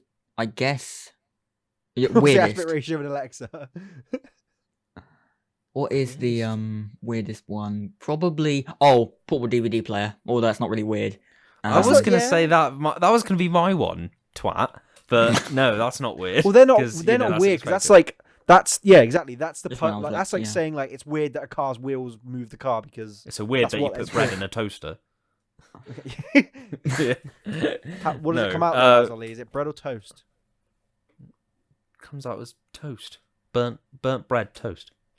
You know, or if you like me and you fuck up when you make a rustler and you put the fucking mayo pack in the fucking How toaster can you with the fuck bread. up making a rustler? Because I didn't know there was two sauces. All right, okay, change of subject. I don't know. I guess a projector. Well, that's not really weird. Again, yeah, you win an Echo. Yeah, you watched it on Can your you clock. watch? Can you watch a? Oh, I haven't got one of these anyway. But do you reckon you could watch a movie on your Apple Watch? I was going to say that as well. Why is everyone reading my mind right now? I know I've got two Olive. earphones on, but come on, don't suck my thoughts out. Pair of... Yeah, I'm nearly- Parasites. I think like the weirdest thing that I would have watched a film 4x3. on would have probably been like, would have been, and this is going to sound really strange, like my TV, but I wouldn't have actually been watching my TV. I would have like had it set up, but I would have been watching it through the mirror. I knew you were gonna say that. Watched it through the mirror. Yeah. Why did you do that? I didn't do it on purpose. I just noticed it was like I noticed it from the perspective I was watching. And you I know it thought would looked be quite mirrored interesting, as so I well. didn't stop watching. So you weren't watching it properly. So wait, did you consciously decide while sitting in front of your TV to do this? And then watch the movie like that? Is that what you did? That would be exactly my facial expression. You What's watched that? it flipped. Right. Yeah, because it was Brilliant. interesting. That's the weirdest. Or watched it, and this is not so weird, but also like semi not really recommendable. Watched it in clips on YouTube. That's my life. Yeah. But it's a playlist, so they literally flow off each other. So it's like you never took a break. Was that the movie clips YouTube channel, the one that? Like, ends with that No, weird, like, I piano? hate them because it has that. Literally, I feel like I've just watched a really sad death, and then like 5 seconds later, you got a fucking pair of umbilical cord scissors, and it's like, fuck off, you know, just like cut to the next clip, you know, or don't. Fucking hell, stupid YouTube. It's like the fucking annoying adverts that pop up. Unless you fucking pay for premium. Fucking hell, everything costs money these days. Greedy cunts. Everything costs money nowadays, and yet you're the one that's like, "Oh, franchises are the win." Well, You something are fueling it. something I'd be interested in like paying money for is like just watching anything that's like a good old franchise, But YouTube which is a obviously franchise is now. a decent. Yeah, it pretty much is, isn't it? How? So's There's the multiple McDonald's. franchises, isn't I it? use the franchise to destroy the franchise. So's the fucking McDonald's brand as well. They're about to open up a new fucking shop near my place, by where Are we they? used to film RDR. Yeah, right by fucking. Are fucking they? Meadows. Yeah, Opposite they a are. It's gonna sewage fucking plant. stink. Yeah, what the fuck? Yeah, That's gonna get loads of Build a customers. fast food chain. I know, literally it across is. from a It's gonna shit fucking grow. dispensary. Yeah. Yeah, they're not gonna get any Where are customers. they opening that? Well, not for ages yet. Fucking hell, it's a pile of rubble at the moment. But Is yeah. it? Is it where we went past? On by the? You know where that building they've knocked down? It's where we went without- past where the gas station is, Pat. That building with rubble. They're- The car, on the the car, right. They're the making car that. shop where they've, you know, the car shop they've knocked down. That's Oh, where it's going to be, shit. just by co-op. That's For pretty no close to where context, the- and I'm not no context to anyone who's watching this. I'm not explaining this either. Like, Yeah, you no, know. that's why I Yeah, try. I I'm was not trying not to say explaining this. landmarks, but that's like we're on a different topic now. But that's quite close to where the one is already. It's only like two Mm-hmm. miles away, if that, isn't it? From where the one in where the actual one now is. Yeah, I Well, there's know. like 4 Lidls, aren't there? So No, might Don't as say well go ham where it with is, Pat. You McDonald's. don't want to dox us. There's like Yeah, I 10 do. fucking Poundlands as well. Like, you know, Oi! free subways. You know, might as well call it £10 land. To be fair, £10 lands could be any place in England. Like, Primark, basically £10 Yeah. land. Yeah. Anyway, instead of shop franchises, film franchise. Yeah, sorry. Well, I mean, shop franchises or restaurant franchises, there's no like beef with that because any fat person can go and eat a fucking fat burger at a fat place Did you need anywhere. to make a beef pun then? No. You said there's no beef in restaurant franchises. Yeah. Did I say that? Yeah, you did. Oh, fucking hell. You can watch it back. Yeah. Yeah, I probably won't. I don't usually watch these videos back, so I embarrass myself enough with the shit I come out with. Yeah. Okay, fair enough. I just feel too awkward. I'll promote them, but I won't ever watch them because I just feel too embarrassed or feel like they're shit. So, yeah. Not Brilliant. purposely I like making them, them Molly. shit, though. Oh, Yeah, thank we you, have a Karl. fan. your That's a videos. guess. Yeah, we have a fan who's actually joined us for this. That's how sad we are. We don't find someone who's actually like into. We just get a fan. But yeah, Karl is actually into. Like, Did you know this is the what we How do. Music Can Change a Scene guy? Oh, fuck off. Yeah, feel free to go check out his channel as well. So that's Karl Vega. How many views you getting per I second? got nothing good going on there. Just fucking skip it. Go to something else. Donate to charity or something. Jeez. Huh? What? Nothing. What has that got to do with said anything? What's that got to do with anything? She's in a few of my videos, though. I made edits with her. So if you don't have epilepsy and you want to watch some good music videos of my Go friend ahead. Dora, go over to my channel and watch them. Just make sure you don't have epilepsy because there are a lot of flashing images in them. I would say something, but I don't want to say it. Bleep it. Just bleep it. Say it. You're go in the on. video. No. And that means I've got to edit the fucking thing. Yeah. He's already said cunt like 5 times, so I know. Well, yeah, but he's gonna I've keep got to that watch in. this fucking back. Oh, fucking hell. Anyway, yeah, kind of going off topic a little bit, but we're not at the same time. Standalone or Anything else? franchises? Yes or no? Standalone franchises, yeah. No, fuck them. So my argument is yes, but only when it's necessary. Like, I understand that some films work as a standalone, like fucking, you know, any of the Wallace and Gromit films. Like, whilst there is more than one, they all fucking work on their own. Flushed Away, Chicken Run, they all work on their own. Chicken Aardman Run. makes anything. There's Aardman a Chicken fucking- Run 2 coming out. There's a Chicken Run 2 coming out. I don't know why. It's not necessary. Fucking Early Man. Any film with those fucking, like, you know, people that have like fucking eye fetishes where they want to be right next to each other, that's fucking fine. You know, what's wrong with Aardman? Why do they why do they decide to not have a nose that splits the fucking eyes? Why do they do that? Although regarding animation and stop motion, to be fair, I'll give like Wes Anderson credit for like his films, like, you know, Isle of Dogs and Fantastic Mr. Fox. Like, you know, similar animation, but obviously they all work as standalone as well. So, you know, that's fucking great. And some of them are based off books as well, like specifically Fantastic Mr. Fox. You know, so would you? How do you perceive that? Do you perceive that as like a franchise expansion? Because like obviously it's not going to be like fully based on it, and technically it can't be canon because it's a new like take on it. So would you consider that like sort of franchise or shared universe, like a book adaptation? Like how would you like perceive that? Would you perceive that as like milking or of a product?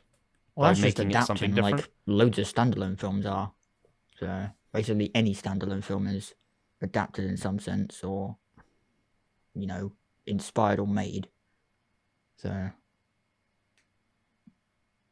Well, that was a painful reaction, Karl. Sorry. Wait, what? Are you talking about Fantastic Mr. Fox? So, like, well, that book, but then any book that's been adapted into a film or film series, like, okay, maybe Assassin's Creed, then, because that's like God. that's like a book franchise and / game franchise. They adapted that into one film. Would you say like that's milking a brand or a franchise, or do you consider that like one of the same thing regarding that sort of context? Well, for me, when I hear the term like milking it, I attribute the phrase milking it to a certain media. So if you made like 5 films in a row, and then like 3 spin-off films, and then 4 spin-off films, and then 2 series, that's milking it. That's milking, yeah. But if you make like 3 books, a game, 2 movies, 3 comic books, a TV show, it's not really milking it per se because you're exploring different avenues of media. But I think in terms of the Assassin's Creed movie, that just didn't need to be a thing, like, at all. I did enjoy bits of it, but I think there's like 20 minutes out of the whole film that I actually liked. But I think, yeah, in terms of like a lot of companies will milk a franchise by just making a movie out of something, and then you ask them why, and they're like, money. So why are you making this a movie? It doesn't need to happen at all. Um, like something Well, that's you being can fuck off. adapted. I'll make what I want.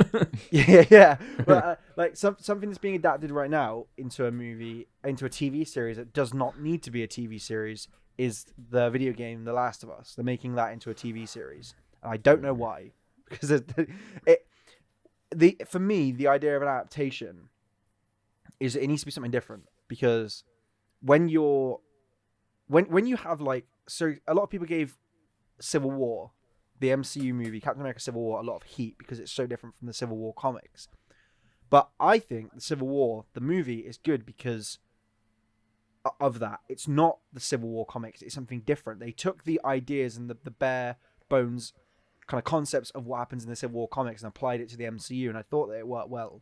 But when you're, again, this go back to like artists' restrictions, is like creative restriction, is you lose your ability to use your creativity when you're restricted to a certain set of parameters. So, like I said, with the Last of Us the Last of Us TV series, sorry, they're just making the game into a live action, and why?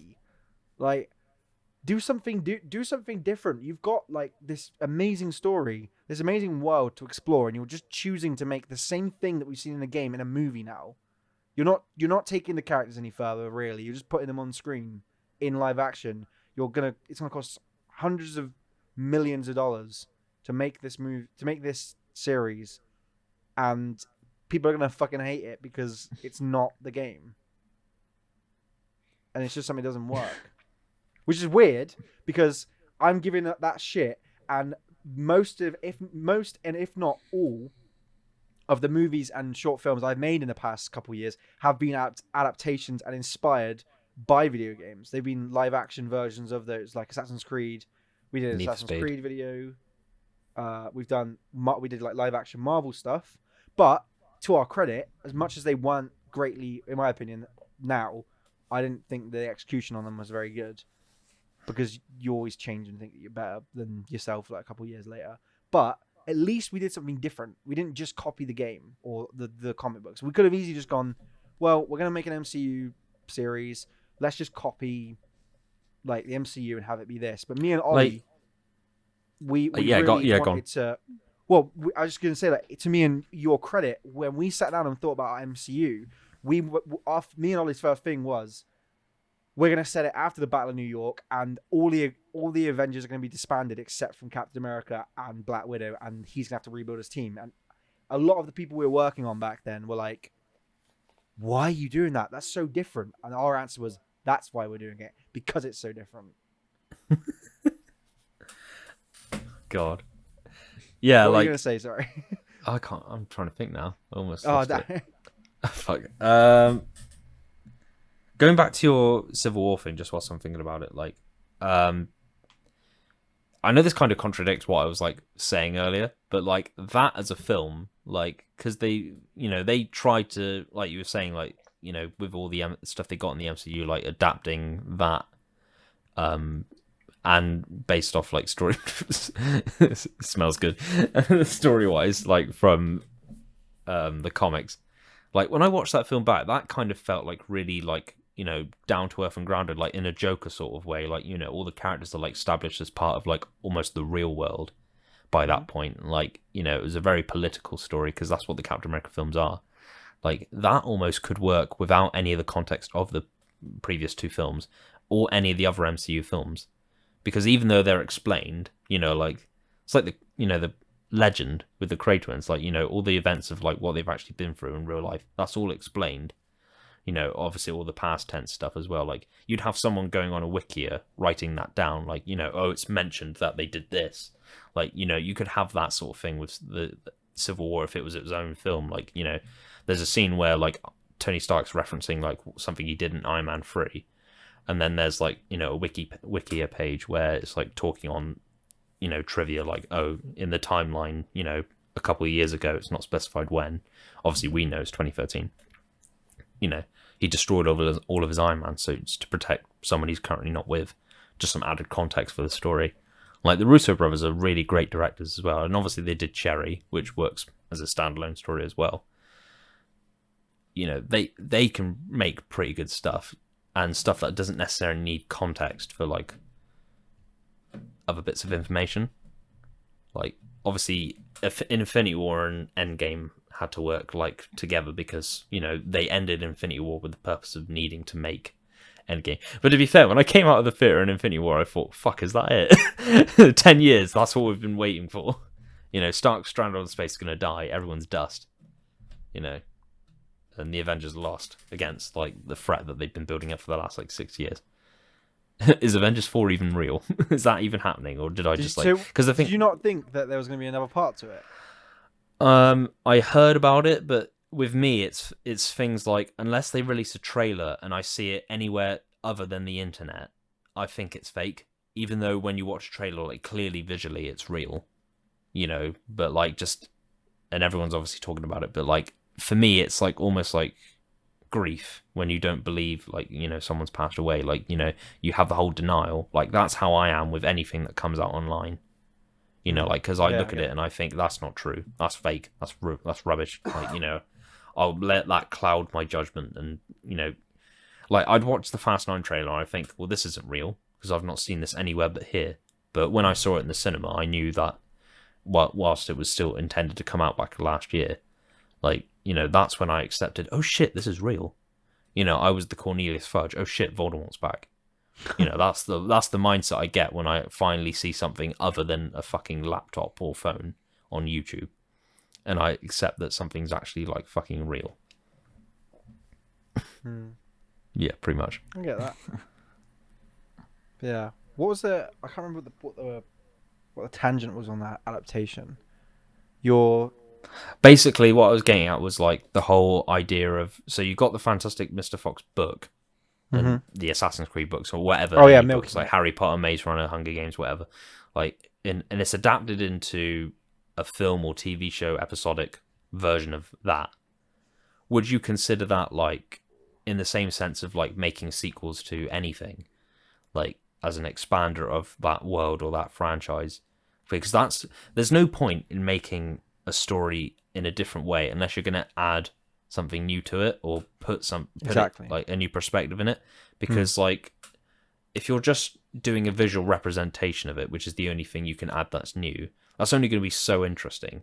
But obviously when you're doing an adaptation from book to film, there's, like, the whole thing of, there's a lot of things that are written in books that you can't explain or show on screen the way they're represented in the books, so therefore you have to change them, or because visually it's not going to be as intriguing to the audience, and due to the fact that you've already had to probably change other stuff, you then have to then change other things as well. So I expect that probably had to happen I know that's had to happen a lot in the Harry Potter franchise, like, so far. Well, there's an amazing video essay. I think it's by a YouTube channel. I think it is by Lessons from the Screenplay, but I'm not sure if it is or not. But I will send it to Pat, and hopefully you can put it in the description of this video. But they talk about the adaptation of, there was an anime called Ghost in the Shell, which was an animated movie that came out of Japan in, like, 1995 or in the 90s, and then in the 2016 or 17 they made a live action version with Scarlett Johansson, and in that essay they show how the movie didn't try to do anything new, really. It took a couple of the story bits and bobs from the anime and tried to put it into the movie, but it straight up stole and copied some shots from the movie, from the anime, into the live action movie, that they just couldn't. You can't translate it in live action. And I think that when a story can't be translated from one media to another, so I'll just plug this here. I might as well, because we're all working on it. But I have to use this as my analogy every time I talk about adaptations. Is me, the three of us, and a whole bunch of other people are working on a feature film retelling of the video game Hotline Miami, and it's called Midnight Forever, and we're working on that. and we haven't filmed it yet, but we've changed. I've changed. I wrote the story, and I've changed a lot of the story from the game to the movie because when people ask why did you do that, I can't really talk about it for spoiler reasons yet. But when it comes out, I'll be more than happy to talk about it. But there are some things that I specifically said with Pat when Pat asked me why I changed it. I showed Pat some scenes in the game, and I went, "This is why we can't do this in the movie." And Pat went, "Yeah, that's right." Because there are some things you can show in one media type, be it a game or a movie or a comic, but then when you translate it from one thing to another, it just doesn't work. And it can be for a litany of reasons, but the main reasons usually are because it's made for that specific art form, and it only works for that art form. Because anime, right? Anime is not defined by real life. Anime can be, you can put the camera in any position, in any room, in any building that you like, because there's no physical world. It's not like I have to cram myself in this corner to get the shot that I want up there. There's no wall there. If I don't draw it, it's not there.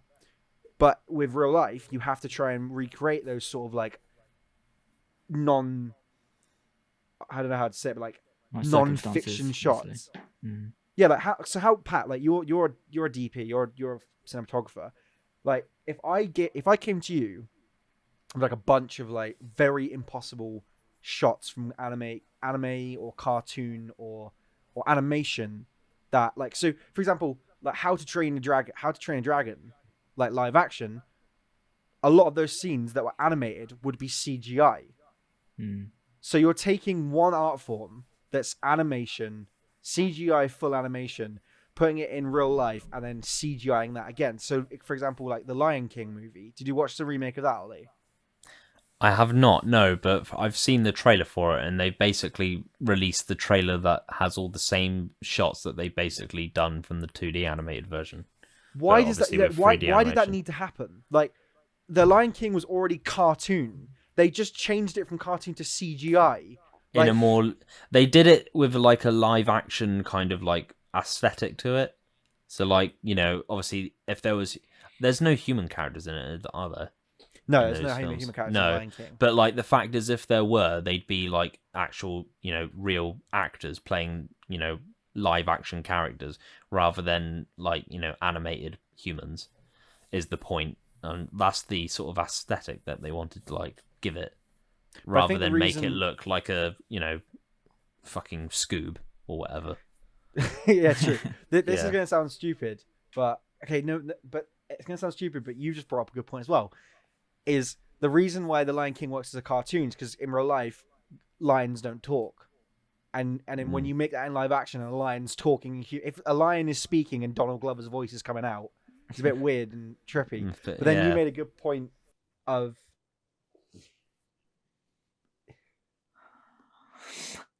But you made a good point. You said about Scoob, where Scooby-Doo, the comic, Scooby-Doo, the cartoon, has always been animated. Then they made the live-action Scooby-Doo movies in the early 2000s, where every human character was live-action human, and Scooby-Doo is a dog, which is a real animal, but he's a CGI dog. This is an endless loophole now. We're inside the Scooby-Doo verse now. Just to clarify, like, I just realised like I said something that actually probably sounds quite bad. Like, my take on like Donald Glover, was it Donald Glover you said? Donald Glover played Simba in the live action, yeah. In the live action, yeah. I wasn't saying that as like, you know, I wasn't being racist when I said that. I was just saying that in the sense of the stereotypical like characters that he plays, like always like ruffians.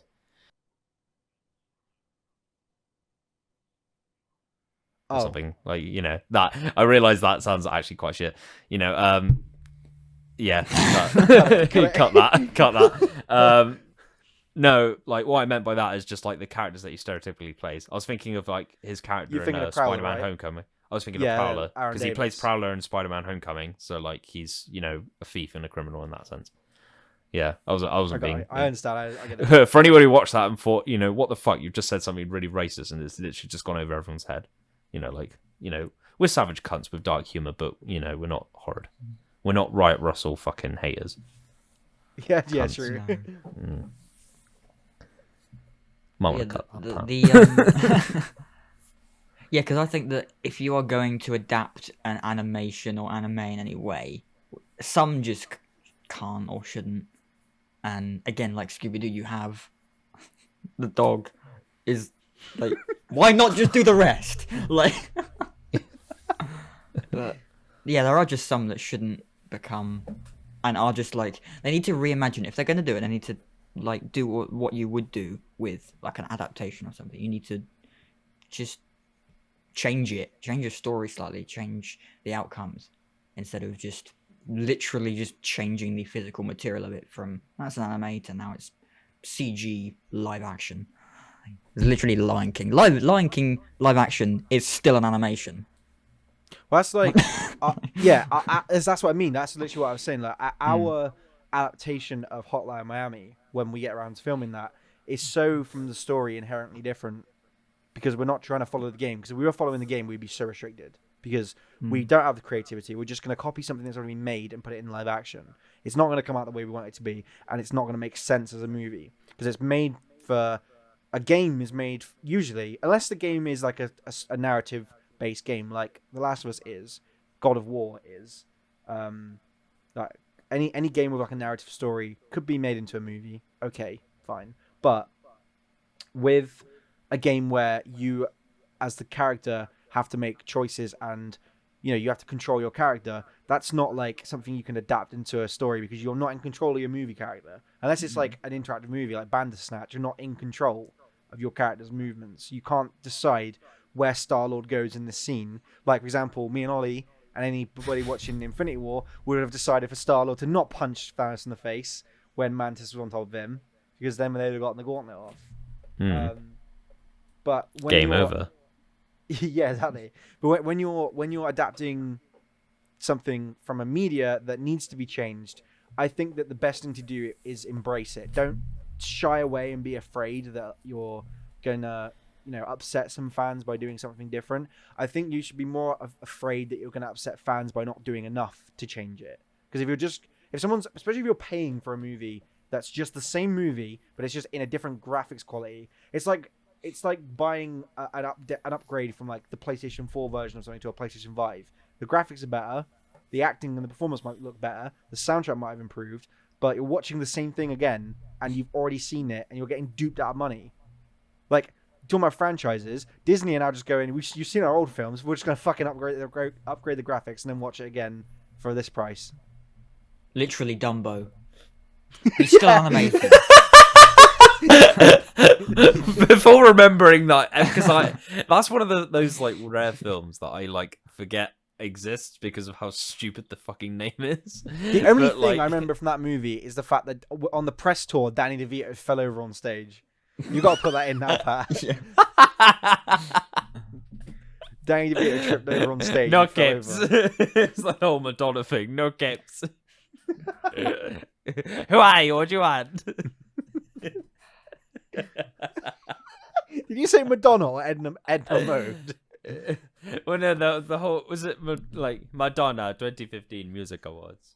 No caps. Oh, I don't know. Yeah, like Danny DeVito didn't even like trip over like anything remotely like that, did he? He tripped over on the stairs walking up to the stage. Fucking dipstick. His legs are small.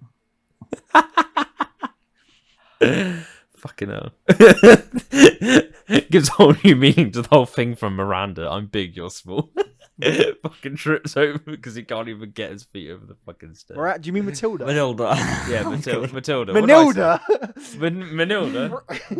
Manilda Ollie Vane. said Miranda. Pat said Marilda. Matilda. Fucking hell. But yeah, franchises and standalone are too. Yeah. Is that it? I'm just trying to. wrap up? They are. Never They get to the are. point, can we? Yeah, it's the ramble. There are No places shit, where we know what franchises sounds. works, and a lot of the time Harry it doesn't. Potter. But Great. everyone's obviously got their own opinion. Chicken Run And just doesn't need a sequel at all. no, I But think yeah, that's it. Yeah. I think that's everything. Got anything else to add, Karl? I know you said a lot. Nope. I just want to say thank you for having me. That's all right. Thanks. Thank you for attending and giving us your enormous input into this controversial topic. So yeah, You're welcome. and as of the time, it's 1:15 on Saturday morning. Jesus Christ, Yay. been filming for that After long. hours. So good luck with the editing job, Pat. And we'll see you guys all in the next video. I don't know which yet. will be, Pat, you've got the schedule. I don't have it to hand. It was whatever it will be. It's whatever it will be when it's out. So It's a bloody you know, shambles, Wait, until best then, moments. Best moments. yeah, That's best it, yeah. moments. Okay, Alright. so it'll be a bloopers best moments of all we've done so far. So It's gonna be you can enjoy that catastrophic. for the memes. There's probably a lot of them from this, I expect, because we've been laughing so much Yeah. about loads of shit. But yeah, until then, I'm Oliver. This is Pat, and this is Karl. And thank you for watching our latest video on Fortune Theory. Feel free to like and subscribe for more content, and check out our Instagram page as well, because we've got more stuff coming. And if you'd rather hear our voices rather than see our ugly faces, feel free to have a look on Spotify for our audio on these podcasts as well. Until then, see you next time. Thanks for watching.